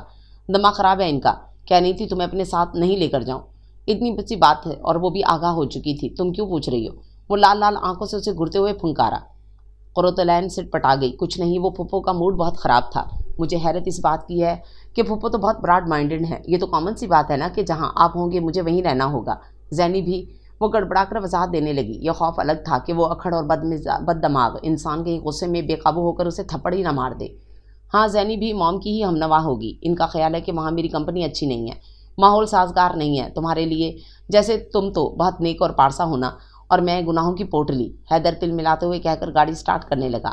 قرۃ العین کی رکی الجھی سانسیں بحال ہوئیں۔ وہ الجھن بھی کسی حد تک رفع ہو گئی تھی جو پھپھو کے جھگڑے سے ہوئی تھی۔ بیچاری پھپھو ساری اولادی سرکش اور بدتمیز ہے۔ اسے پھپھو سے ہمدردی محسوس ہونے لگی۔ وہاں آ جانے کے بعد یہ عقدہ بھی اس پر کھلا کہ اگر پھپھو اس کے یہاں آنے کی اتنی مخالف تھیں تو کیوں؟ بنگلہ کیا پورا محل تھا، چھت سے فرش تک قیمتی آرائش کا سامان جس کی قیمت اس کی چمک سے معلوم ہوتی تھی، اور اس پورے محل میں سجاوٹ کے لیے رکھی وہ چھوٹے بڑے سائز کی مورتیاں، اللہ جھوٹ نہ بلوائے، خاصی سے بھی زیادہ بےہودہ تھیں۔ قرۃ العین بھرپور ناگواری کے احساس سمیت جتنی بھی ان سے نظریں چراتی مگر بھلا کہاں تک فرار حاصل کرتی کہ یہ تو پورے گھر میں ہی بطور خاص سجائی گئی تھیں۔ توبہ، حیدر کیا بالکل ہی کافر ہیں، کتنی واہیات سوچ ہے ان کی۔ وہ خفت سے کٹ کر سوچا کرتی، لان اتنا بڑا سرسبز اور وسیع تھا کہ وہ اتنے دنوں میں پورا نہیں دیکھ پائی تھی، مگر یہ سب کچھ پا کر اور دیکھ کر بھی نہ تو وہ مسحور ہوئی اور نہ ہی متاثر۔ اس کی ہر کیفیت، ہر احساس پر تو حیدر کی روز و شب کی روٹین نے منوں کے حساب سے برف ڈال دی تھی۔ وہ جوئے کا بہت گھاک کھلاڑی تھا۔ رات بھر اس کے کمرہ خاص میں رت جگہ منایا جاتا جس میں ہر قسم کی برائی کو نہایت فخر کے ساتھ اپنایا جاتا تھا، بما شراب و شباب کے۔ یہ سب کچھ یہیں تک بھی رہتا تو غنیمت تھا، مگر اصل ستم تو اس پر تب ٹوٹا جب اسی دکھ میں مبتلا خود سے بھی بیگانہ وہ سرد ہواؤں سے بے نیاز ننگے سر ننگے پیر لان میں چلی آئی تھی۔ کتنا دکھ اتر آیا تھا اس کے تن بدن میں حیدر کی لاتلکی کے باعث۔ وہ باقی اس کے نزدیک کچھ بھی نہیں تھی، بس اس کے سجے سجائے محل نما گھر میں ایک اور خوبصورت مورتی کا اضافہ ہو گیا تھا۔ یہ تھا اس کا نصیب، اپنوں سے دوری کا انعام۔ دکھ آنسوؤں کی صورت اس کی آنکھوں سے بہنے لگا۔ قرۃ العین، پلیز یوں رو کر اپنے ساتھ ساتھ دوسروں کو کمزور مت کریں۔ اس کا جھکا ہوا سر جھٹکے سے اٹھا، اس ایک آواز پر جسے وہ بھلا کیسے بھول سکتی تھی۔ اسے روبرو پا کر قرۃ العین کی آنکھیں حیرت اور خوف سے پھٹنے کے قریب ہو گئیں۔ تم؟ آواز اس کے حلق میں پھنس کر نکلی۔ جی، جواباً اس نے اختصار سے کام لیا اور آہستگی سے نظریں اس کے چہرے سے ہٹا کر اپنے پیروں پر گاڑ لیں۔ میں قسمت سے کبھی اتنا شاکی نہیں ہوا قرۃ العین جتنا آج خود کو اس حیثیت میں آپ کے روبرو پا کر ہوا ہوں۔ آپ فرسٹ کلاس کی مسافر تھیں، میں تب بھی آپ سے کمتر تھا، مگر احساس کمتری میں مبتلا نہیں تھا۔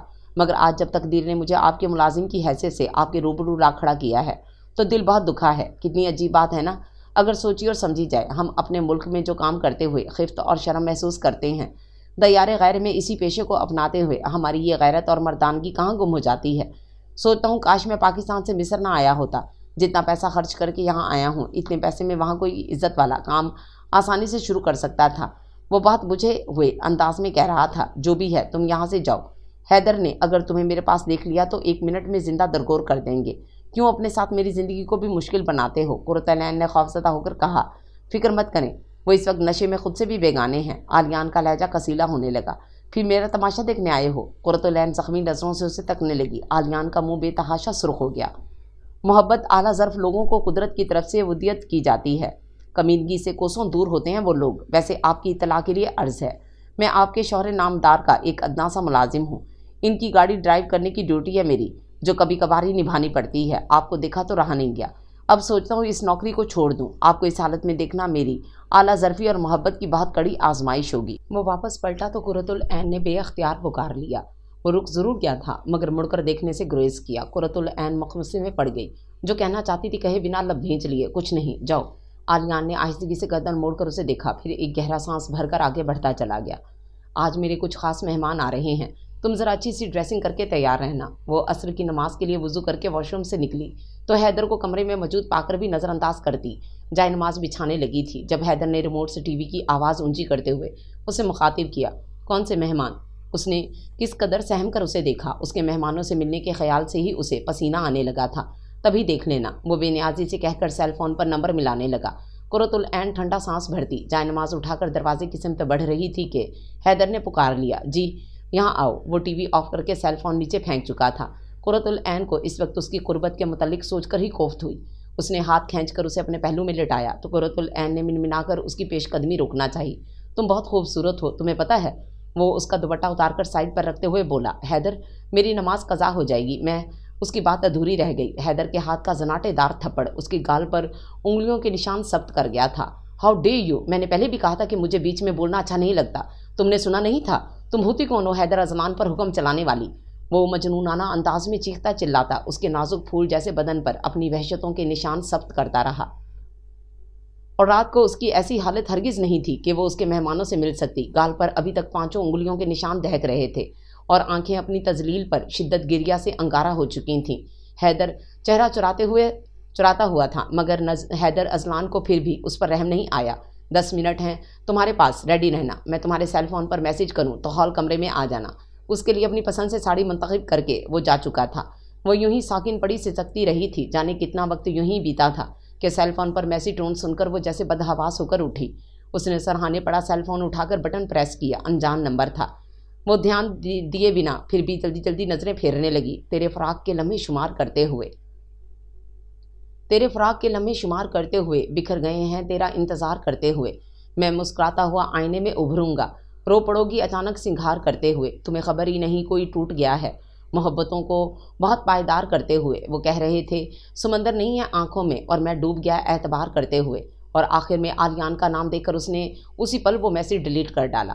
سیل فون واپس رکھتے ہوئے اسے یہ فکر بھی لاحق ہو گئی تھی کہ عالیان ایسی حماقت کیوں کر رہا ہے۔ وہ اسے فوراً منع کرنا چاہتی تھی جب یہ اٹھ کر تیار ہونے لگی کہ شاید وہ اسے وہیں کہیں نظر آ جائے اگر چلا نہ گیا ہو۔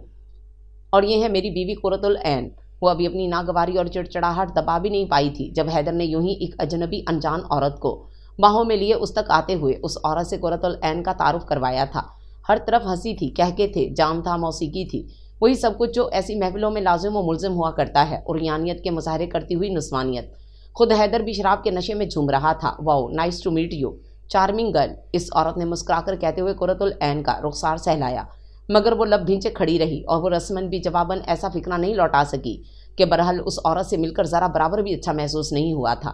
حیدر جانو، تم ابھی تک بڑے ہی چیٹر ہو، اس کا تو تعارف کروا دیا، میرے متعلق بھی تو اسے بتاؤ نا، وہ ٹھنڈک کر کہہ رہی تھی۔ حیدر بے ڈھنگے پن سے کہنے لگا، سب جانتے ہیں ڈارلنگ، سب جانتے ہیں، you are my first wife. وہ ہاتھ میں پکڑے گلاس سے ایک بڑا گھونٹ لے کر مدہوشی سے بولا تو قرۃ العین کے اعصاب کو جیسے بجلی کا جھٹکا لگا تھا۔ اس نے متوحش ہو کر حیدر کو دیکھا مگر وہ ہوش میں کہاں تھا۔ صرف بیوی نہیں ڈارلنگ، تمہارے اکلوتے بیٹے کی ماں بھی ہوں، جو مستقبل میں تمہارے کروڑوں کی جائیداد کا وارث بھی ہے۔ ہاں ہاں بالکل۔ حیدر بے وجہ ہنستے ہوئے گرنے لگا۔ قرۃ العین کا چہرہ دھواں دھواں ہو گیا۔ وہ سرحد سے بھاگتی، ایک دوسرے سے اٹکلیاں کرتے، شراب کے نشے میں چور مرد و زن کو چیرتی، سیڑھیاں پھلانگ کر دوڑتی ہوئی اپنے کمرے تک آئی اور بستر پر گرتے ہی زاروں کی تار روتی چلی گئی۔ بہت اداس ہیں، وہ گلاس وال سے لان میں لہلہاتے درختوں اور پودوں کو خالی خالی نظروں سے تکتی رہی تھی جب عالیان اس سے کچھ فاصلے پر آ رکا۔ اس نے لب بھینچ کر سر جھکا لیا۔ میسج کیوں کیا تھا؟ اس کا لہجہ سرگوشی سے مشابہ ہو گیا۔ میں نے تو آپ سے نہیں پوچھا کہ آپ نے اسے ضائع کیوں کر دیا۔ اس کا لہجہ آئینہ دکھانے لگا۔ قرۃ العین کے اندر بے چینی سرایت کرنے لگی۔ کیوں آتے ہو میرے پاس؟ اگر کسی کو شک ہو گیا۔ وہ ہاتھوں کو مسل رہی تھی۔ آپ کے شوہر بہت براڈ مائنڈڈ ہیں، ڈونٹ وری۔ آلیان پلیز جاؤ، اس نے کہا تھا، مگر خود وہاں سے اٹھ کر بھاگتی ہوئی کمرے میں آ کر بند ہو گئی، اور جیسے مشکلوں سے آنسوؤں پر باندھے بھی ٹوٹ گئے۔ کب سوچا تھا بھلا کہ وہ آزمائشوں میں گھر جائے گی؟ زندگی آسان تو پہلے بھی نہیں تھی، مگر اتنی مشکل تو تب بھی نہیں تھی۔ تب کی ہر بے کسی لاچاری کو اس نے ہمیشہ یہ سوچ کر دل پر سہ لیا تھا کہ اللہ اس کی اپنی زندگی کو سہل کر دے گا، مگر اب جو کچھ بھی شادی کے بعد سے کل تک اس کے ساتھ ہوا تھا، وہ خود اپنی ہی نظروں میں بے وقت ہو کر رہ گئی تھی۔ رات حیدر نے اسی عورت ماہم کی وجہ سے اسے بیڈ روم سے نکال دیا تھا۔ آج ماہم یہاں سوئے گی، تم دوسرے بیڈ روم میں چلی جاؤ۔ اور اس کا جی چاہا تھا وہ زمین میں دھس جائے، کس مشکل میں ڈال دیا تھا اسے اس کی ماں کے جبری حکم نے۔ کاش اماں نے اس رشتے پر ہاں کرنے سے قبل استخارہ کروا لیا ہوتا، جیسے آپا اور آپی کی مرتبہ کروایا تھا، مگر یہاں تو اپنوں کی گارنٹی تھی، اور آج وہ اپنا نیلو نیل وجود کسے دکھا کر شکوہ کرتی کہ اس کے سارے اپنے تو اسے 7 سمندر پار بہت مطمئن اور سرشار بیٹھے تھے۔ حیدر نے اسے اپنے ساتھ کسی پارٹی میں لے جانا چاہا تھا، اور جو لباس اس نے اپنی مرضی سے قرۃ العین کے لیے منتخب کیا تھا وہ اس قابل نہیں تھا کہ شریفانہ کہلا سکتا۔ جبھی اس نے پہلی بار انکار کی جرت کر لی تھی، اور حیدر اسے کہاں توقع تھی اس جیسی عام اور دیہاتی لڑکی سے اس صاف انکار کی۔ وہ تو جیسے غم و غصے اور تیش سے پاگل ہو اٹھا تھا، اور قرۃ العین نے اس کا تشدد سہتے ہوئے اپنے اس ارادے کو مزید پختہ ہی کیا تھا، یہاں تک کہ وہ اس کی لاتیں گھسے اور تھپڑ کھاتے کھاتے ہوش و خرچ سے بیگانہ ہو گئی تھی۔ جانے کتنی دیر بیتی تھی، اسے مکمل ہوش آیا، تب بھی وہ یوں ہی بے حسی اپنی جگہ لیٹی رہی۔ کسی بھی پہلو پر لیٹنا یا پشت کے بل ہلنا بھی اس کے لیے کسی قیامت سے کم ہرگز نہیں تھا۔ وہ یوں ہی آنکھیں کھولے ٹکٹکی لگا کر چھت کو دیکھتی رہی۔ جب دروازہ ہلکے سے کھٹکھٹا کر کوئی اندر آیا تو اس نے یوں ہی نظر گھمائی اور جیسے ساکن ہو گئی۔ آلیان اسے دیکھ کر آہستگی سے مسکرایا تھا۔ کیسی ہیں اب آپ؟ آلیان وہ بے ساختہ اور بے اختیار رو پڑی۔ کٹ کر ہی تو رہ گئی تھی وہ اسے روبرو پا کر۔ یا اللہ، کیا ضروری تھا کہ میری زندگی کی یہ ساری چھپنے والی باتیں اس پر عیاں ہو جائیں؟ اس نے منہ پھیر لیا تھا۔ میں جانتا ہوں آپ کیا سوچ رہی ہیں، مگر قرۃ العین میں بے بس ہوں، نہ تو آپ سے منہ پھیر کے جا سکتا ہوں، نہ آپ کے کسی کام آ سکتا ہوں۔ حیدر کو شک ہو جائے گا کیونکہ اپنی جان کے دشمن ہو گئے ہو۔ وہ چیخ پڑی تھی۔ وہ اس وقت نہیں ہیں، اپنی خاتون اول کے ساتھ کہیں باہر گئے ہیں۔ جب بھی نظر آ رہا ہوں آپ کو، پلیز چلے جاؤ اس گھر سے، ہمیشہ کے لیے چلے جاؤ۔ آلیان مجھے میرے حال پر چھوڑ کیوں نہیں دیتے؟ وہ منہ پر ہاتھ رکھ کر سسکنے لگی۔ اگر آپ میرا ساتھ دیں تو میں آپ کو یہاں سے نکال سکتا ہوں۔ آپ قانونی مدد لیں اور یہاں سے چلی جائیے۔ پھر؟ قرۃ العین نے زخمی نظروں سے اسے دیکھا۔ پھر میں آپ کو اپناؤں گا، یقین کریں، وہ بھرپور لہجے میں بولا، اور قرۃ العین نے لب بھینچ لیے تھے۔ میں ایک بار پھر کہوں گی، مجھے راہ سے مت بھٹکاؤ، اب حیدر ہی میرا سب کچھ ہے، اس نے بھرائی ہوئی آواز میں کہہ کر منہ تک کمبل کھینچ لیا۔ آلیان بہت مایوس ہو کر پلٹا تھا۔ حیدر نے اسے اس کے حال پر چھوڑ دیا تھا۔ اب وہ اسے نہیں کہتا تھا کہ میرے لیے تیار ہو یا کسی فنکشن یا پارٹی میں ساتھ چلو۔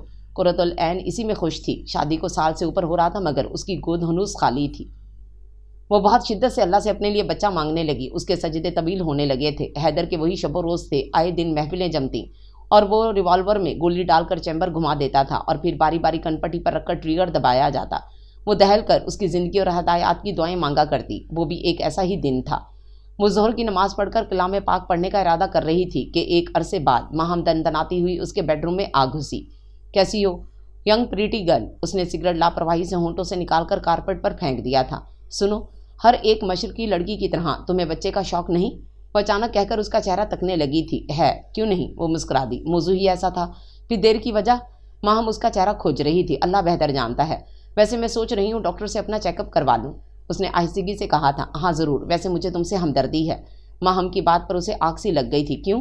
کیا کمی ہے مجھ میں؟ یہی تو بات ہے، کوئی کمی نہیں ہے تم میں، مگر پھر بھی۔ ماہم بے نیازی سے کاندھے اچکا کر بولی، اور ایک دم اس کی جانب جھکی۔ سنو، تمہیں اس کمی کو لے کر پریشان ہونے کی ضرورت نہیں۔ حیدر تمہیں کبھی بھی اس کا احساس نہیں دلائے گا۔ اس کا لہجہ کس قدر معنی خیز تھا مجھے معلوم ہے۔ انہیں اولاد کی ضرورت نہیں، وہ آلریڈی ایک بچے کے باپ بن چکے ہیں۔ قرۃ العین کے لہجے میں دکھ اتر آیا تھا، اس کا سر جھکا ہوا تھا، ورنہ وہ اس پل اس بات پر ماہم کے چہرے پر بکھر جانے والا تمسخر دیکھ کر ضرور چونکتی۔ میں ایک بار پھر کہوں گی، مجھے تم سے ہمدردی ہے۔ اگر تم اس سے اصرار کرو گی بھی تو مجھے نہیں لگتا وہ تمہاری بات کو اہمیت دے گا، کیونکہ اس نے مجھ سے وعدہ کر رکھا ہے کہ اس کی ساری جائیداد کا اکلوتا وارث میرا بیٹا ہی رہے گا، ہمیشہ۔ ماہم نے جس قدر نخوت اور زوم سے کہا تھا، قرۃ العین کو وہی برا لگا تھا۔ اس کی آنکھیں سلگنے لگی تھیں۔ آپ کی اطلاع کے لیے عرض ہے کہ میں ان کی قانونی بیوی ہوں۔ یہ دیر اللہ کی طرف سے ہو سکتی ہے۔ اس کی بات پر ماہم پر ہنسی کا دورہ سا پڑ گیا، اور وہ اسے یوں پاگلوں کی طرح ہنستے دیکھتی رہی۔ چلو اپنا یہ شوق بھی پورا کر کے دیکھو، اگر کامیابی نصیب ہو گئی تو مجھے ضرور بتانا، بہت سے پھولوں کے ہار پہناؤں گی اپنے ہاتھوں سے۔ वो हंसती हुई चली गई थी, जबकि कुर्रतुल-ऐन की सोचें उसकी बातों के गुर्दाब में उलझती जा रही थीं। आपकी वापसी कब तक होगी हैदर? उसे अगले ही दिन कुर्रतुल-ऐन ने हैदर को कोट पहनाते हुए उससे हतमी बात करने का इरादा करते हुए उससे मुखातिब किया। तुम क्यों पूछ रही हो? वो कलाई पर घड़ी बांध रहा था, उसे देखे बगैर बोला। मुझे आपके साथ डॉक्टर के पास जाना था। वो अंदर से डर रही थी मगर जाहिर नहीं किया। खैरियत? हैदर खफीफ सा चौंका। खैरियत ही है, बस मैं अपना चेकअप करवाना चाह रही हूँ। 1 साल से ऊपर हो गया है शादी को, और 1 साल हुआ है, 1 सदी नहीं। हैदर उसकी तवक्को के ऐन मुताबिक झुल्ला गया था। माँ कहती हैं बेटी, औरत की हैसियत इस वक्त तक कमज़ोर रहती है जब तक बच्चा गोद में नहीं आ जाता। मैं मुकम्मल होना चाहती हूँ हैदर, उसने लजाजत से कहते हुए उसके हाथ थाम लिए। शट अप, ये कैसी फजूल बकवास है ऐना, पसमानदा लोगों जैसी।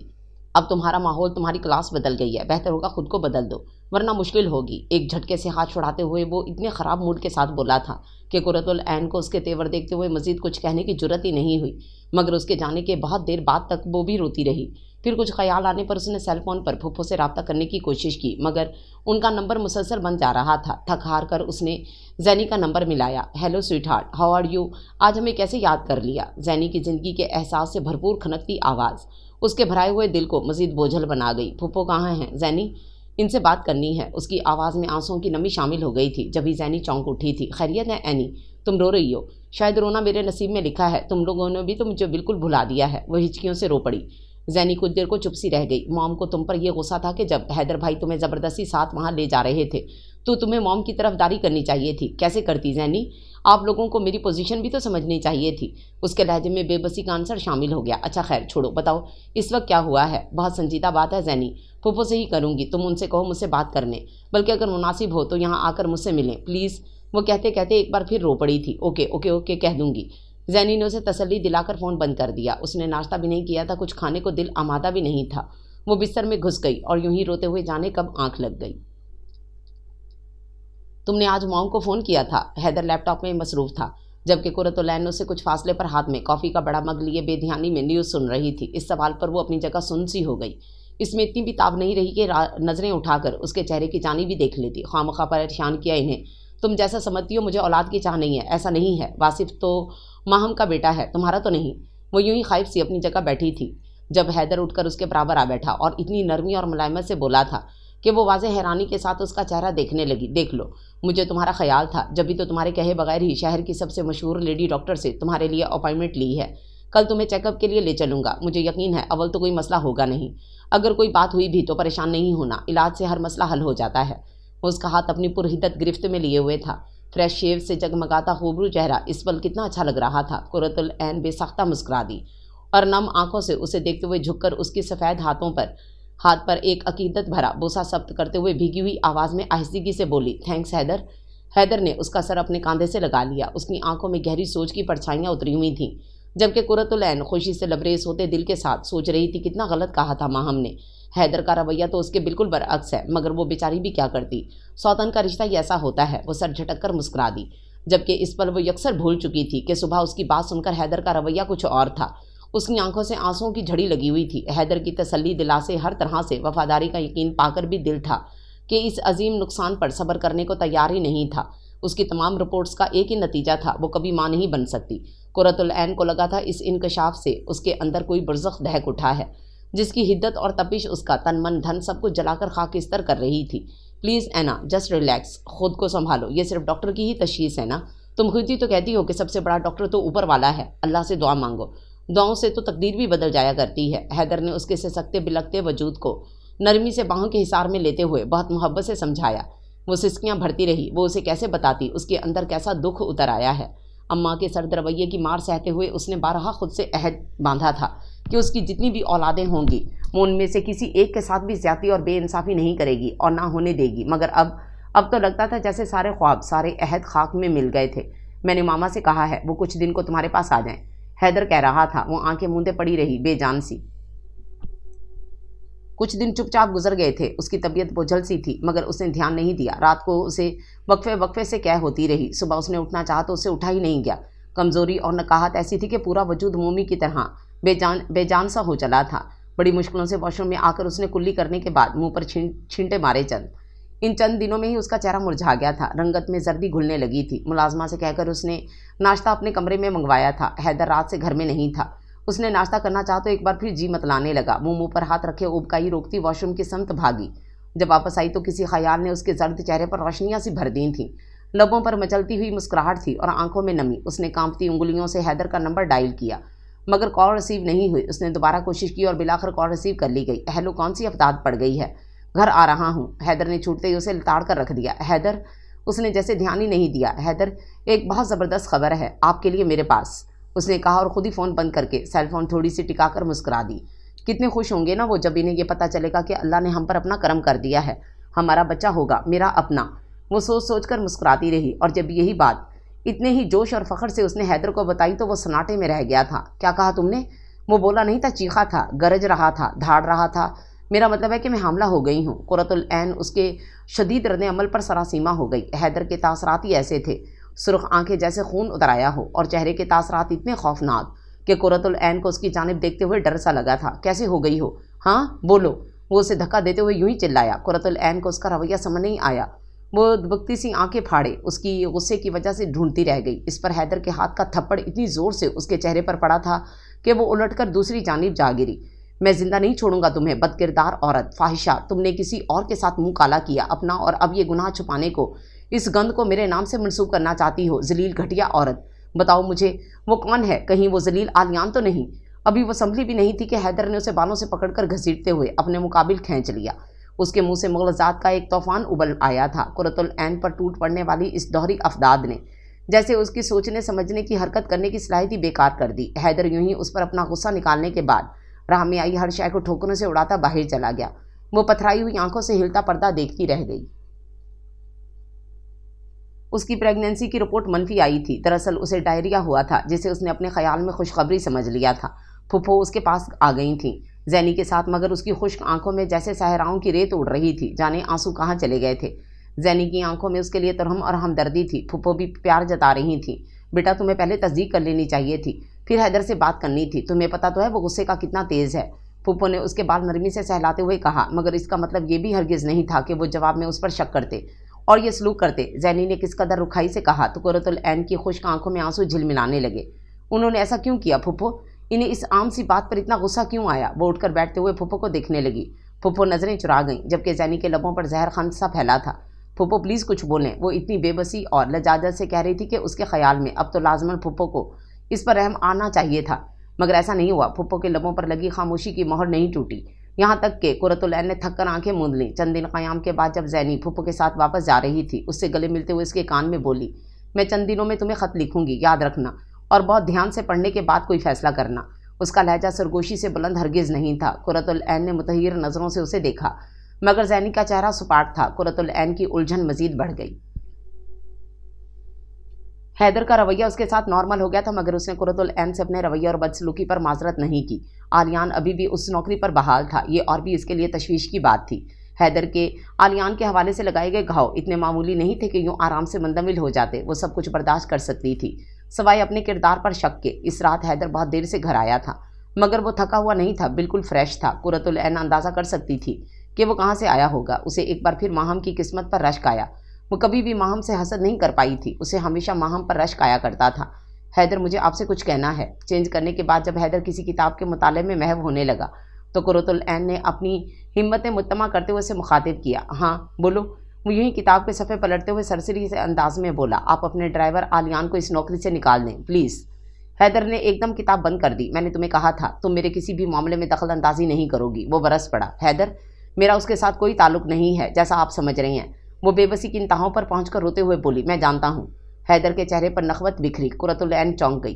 फिर आपने उस रोज़ तुमने बात ही ऐसी की थी, ये मुमकिन नहीं था। मुझे गुस्सा तो आना ही था। मान वो एकदम यूं चुप हुआ जैसे मुंह से गलती से कुछ निकल गया हो। कुर्रतुल ऐन बहुत बुरी नज़रों से उसे देखती रही। क्या मुमकिन नहीं था हैदर? वो जैसे किसी नतीजे पर पहुंच रही थी। तुम्हारा इस आलियान में मुलव्वस होना, इतनी बहादुर तो नहीं हो तुम। हैदर ने उसकी आंखों में अपनी सर्द नज़रें गाड़ दी। कुर्रतुल ऐन को उसका पैंतरा बदलना बहुत महसूस हुआ। उसने गहरा तवील सांस खींचा। इस मुलव्वस होने में बहादुरी नहीं हैदर, बेहयाई और दीन से दूरी ज़रूर ही होती है। जवाबन उसका लहजा पुरसकून और बहुत गहरा था। हैदर ने कांधे उचका दिए। जो भी सही, और कुर्रतुल-ऐन लब भींच कर कुछ सोचने लगी। उसे यकीन था कहीं ना कहीं कुछ ऐसा ज़रूर है जिसका सिरा इस उलझन से बंधा हुआ है। फुप्पो की चुप, हैदर की बरहमी, ज़ैनी का तासुफ और माहम की काटदार तंजिया गुफ्तगू, मगर क्या वो यही नहीं समझ पा रही थी? और फिर इसकी ये उलझन ज़ैनी के ख़त ने दूर कर दी, बल्कि दूर क्या कर दी, उससे तो जैसे आगही के बरसक में फेंक दिया, जिसकी तेज़ आंच ने उसे इतनी बुरी तरह से झुलसाया कि वो तड़प उठी थी। ज़ैनी ने लिखा था, कुर्रतुल-ऐन बहुत माजरत के साथ कि आज मैं जो कुछ तुमसे कह रही हूँ मुझे हमेशा दुख रहेगा कि इस वक्त क्यों ना कह सकी जब बहुत से लोग मिलजुल कर तुम्हारी बर्बादी का सामना कर रहे थे। शायद जब तक तुम्हें देखा भी नहीं था तो तुम्हारे लिए हमदर्दी भी इतनी महसूस ना की थी। मॉम को पता था एनी कि हैदर भाई बाप नहीं बन सकते, जब भी उन्होंने इनके लिए तुम्हारा इंतखाब किया। तुम जो मासूम, बाहया और कमज़ोर पस मंज़र रखती थी, इन्हें यकीन था कि अव्वल तो ये राज खुलेगा ही नहीं, और अगर खुल भी गया तो तुम अपनी कमज़ोर हैसियत की बिना पर किसी का कुछ न बिगाड़ सकोगी। हैदर भाई के तुम्हें साथ ले जाने वाले फैसले पर भी मॉम ने इसलिए शोर डाला कि कहीं ये राज फाश ना हो जाए। कहते हैं ना, जब कुदरत को किसी का पर्दा फाश करना हो तो सबब भी पैदा फरमा देती है। यही वजह है कि इतने मोहतात और पुख्ता इंतज़ाम करने वाले हैदर भाई की भी अकल में ये बात नहीं आई। हैरान मत हो, माहम हैदर भाई की इस खामी के बारे में जानती है, और वो बच्चा जिसे वो बहुत धड़ल्ले से हैदर भाई का कहती फिरती है, इनका नहीं है। किसका है वो खुद भी नहीं जानती कि इसके ताल्लुकात पता नहीं कितनों से हैं। हैदर भाई ये सब कुछ जानते हैं, मगर दुनिया के साथ साथ खुद को भी इस फरेब में मुब्तला रखना चाहते हैं ताकि इनकी मर्दानगी पर हर्फ ना आए। इस वास्ते उन्होंने जाने कितना पैसा लगाकर तमाम रिपोर्ट्स में तुम्हें बांझ करार दिलवा दिया। ये बात मैं तुम्हें भी ना बताती अगर मेरे अंदर का एहसास जुर्म मुझे मलामत ना करता। एनी वक्त गुजरा नहीं है, प्लीज़ कोई बेहतर फैसला कर लो। वैसे आलियान भी इस हवाले से बुरा नहीं है। ख़त उसके हाथों से छूट गया था, उसे लगा था उसका जहन तारीकियों में डूबता जा रहा है। ऐना वो तकिया सर पर रखे आंखें मूंदे हुए थी जब हैदर ने अंदर आकर उसे पुकारा। उसने आंखें खोल दी मगर उसे नहीं देखा। खाना क्यों नहीं खा रही? इस तरह तो बीमार पड़ जाओगी। वो उसके नज़दीक आकर उसका जर्द पड़ जाने वाला चेहरा परेशानी से देख रहा था। कुछ नहीं होगा, बहुत सख्त जाँ हूँ। वो मुस्कुराई। इस बात को अभी तक दिल से लगा कर बैठी हुई हो। मैंने कहा था ना यार, मुझे यकीन है तुम इस लफंगे में। हैदर, वो टोक गई थी, फिर उठकर बैठते हुए बोली, आपको मुझ पर इत्मीनान है ना? हाँ। हैदर ने कांधे उचकाए। फिर आपने मुझ पर भरोसा क्यों नहीं किया? आप अगर माहम को अपनी इस खामी के बारे में बता सकते थे तो फिर कौन सी खामी? वो बहुत ज़ोर से चौंका और उसे खौफनाक नज़रों से घूरने लगा। कुर्रतुल-ऐन हमेशा की तरह डरी न सहमी, बल्कि पुरइत्मीनान मुस्कुराहट समेत बोली, यही कि आप बाप नहीं बन सकते, और आपने मुझे के बाद दिगरे भरपूर जनाटेदार थप्पड़ इस तरह उसके चेहरे पर पड़े कि कुर्रतुल-ऐन के हवास उसका साथ छोड़ गए। बदज़ात, किसने बताया तुम्हें? माहम ने। वो जैसे इंसान से दरिंदा बन गया था। उसके बाल नोचते हुए बादलों की सी घन गरज से चीखा। कुर्रतुल-ऐन चीखती रह गई थी मगर उसका उठा हुआ हाथ नहीं रुका था। क्या फैसला किया तुमने? जिस वक्त ज़ैनी ने फ़ोन करके उससे पूछा। हैदर को उसे कमरे में बंद किए दूसरा दिन था और इन 2 दिनों में उसे सिर्फ 2 मरतबा खाना दिया गया था। फैसला तो 2 साल पहले किया गया था ज़ैनी। वो ज़ख्मी से लहजे में कराही। वो सफाकाना फैसला था। ज़ैनी चीख उठी। वो कुदरत का फैसला था ज़ैनी। मेरा अल्लाह किसी के साथ जुल्म नहीं करता, ये यकीनन मेरी किसी कोताही की सज़ा है, उसने जवाबन आसानियत से कहा। तो दूसरी जानिब ज़ैनी जैसे शशदर रह गई थी। तुम पागल हो गई हो एनी?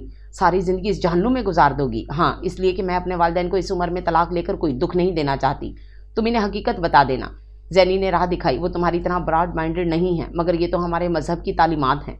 कुर्रतुल-ऐन, लोगों ने तुम्हें धोखा दिया, तुम एक्शन तो लो, अल्लाह तुम्हारे लिए आसानियाँ पैदा कर देगा। नहीं, मुझे अल्लाह का यही फैसला मंजूर है। उसने राब्ता काट दिया था। तुम नहीं जानती ज़ैनी, हैदर मुझे आलियान के हवाले से इल्ज़ाम दे चुके हैं। मैं भले आलियान को ना भी अपनाऊं, मगर वो सारी उम्र इस शक में मुब्तला रहेंगे और ये किसी तौर मुझे गवारा नहीं। ज़ैनी उसे समझाने के लिए इससे मिलने आई थी, मगर उसकी हालत देखकर सख्ते में आ गई थी और फिर उसे इतना समझाया था, इतना डांटा था कि हद नहीं। कौन से सब्र की बात करती हो? सुनो, ये ज़िंदगी अल्लाह की अमानत है। इसे तुम अगर अच्छे तरीके से नहीं गुजारोगी तो क़यामत के दिन अल्लाह के सामने जवाबदेह होना पड़ेगा। और हाँ, तुम किसी जालिम का जुल्म सहकर हरगिज़ भी कोई बड़ा कारनामा अंजाम नहीं दे रही हो। हदीस मुबारक है कि जुल्म के खिलाफ आवाज़ ना उठाना भी बज़ाते खुद एक जुल्म है। खुद पर रहम करो, खुदारा होश के नाखून लो। क्या करूं फिर? वो रो पड़ी। फिलहाल तो बस इतना करो कि मेरे साथ काहिरा चलो, इसके बाद सोचेंगे क्या करना है, ज़ैनी ने सुकून से कहा। और हैदर, वो मुझे शूट कर देंगे ज़ैनी, कुछ नहीं होगा, डरो मत। ज़ैनी ने उसकी हिम्मत बंधाई थी और इसका ख्याल था कि ये ज़ैनी की ही वजह से मुमकिन हो सका था कि वो हैदर की गैर मौजूदगी में इस घर से निकल आई थी, जहाँ आ जाने के बाद उसने सिर्फ दुखों को ही अपनी झोली में गिरते पाया था। जब वो ज़ैनी के साथ गाड़ी में बैठ रही थी, जाने किस कोने से आलियान निकल कर इनके सामने आ गया। अस्सलाम वालेकुम। वो ज़ैनी से मुखातिब था, मगर नज़रें कुर्रतुल-ऐन के वजूद का अहाता किए हुए थीं। वालेकुम अस्सलाम। कैसे हो अली तुम? ज़ैनी ने मुस्कुराकर कहा। ठीक, अल्लाह का शुक्र। आप ये बता नहीं रही कि ये कहाँ जा रही हैं? उसके लहजे में मुस्कुराहट गहरी हो गई। सुनो अहमक आशिक, फ़ौरन इस जॉब को छोड़ दो, उसके बाद मुझसे इस नंबर पर रब्ता करना। زینی نے جھٹپٹ اپنے بیگ سے ایک چھوٹی ڈائری نکال کر اس کے صفحے پر نمبر گھسیٹ کر اسے تھمایا اور گاڑی سٹارٹ کر دی۔ یہ سب کیا تھا؟ قرۃ العین نے اسے گھورا۔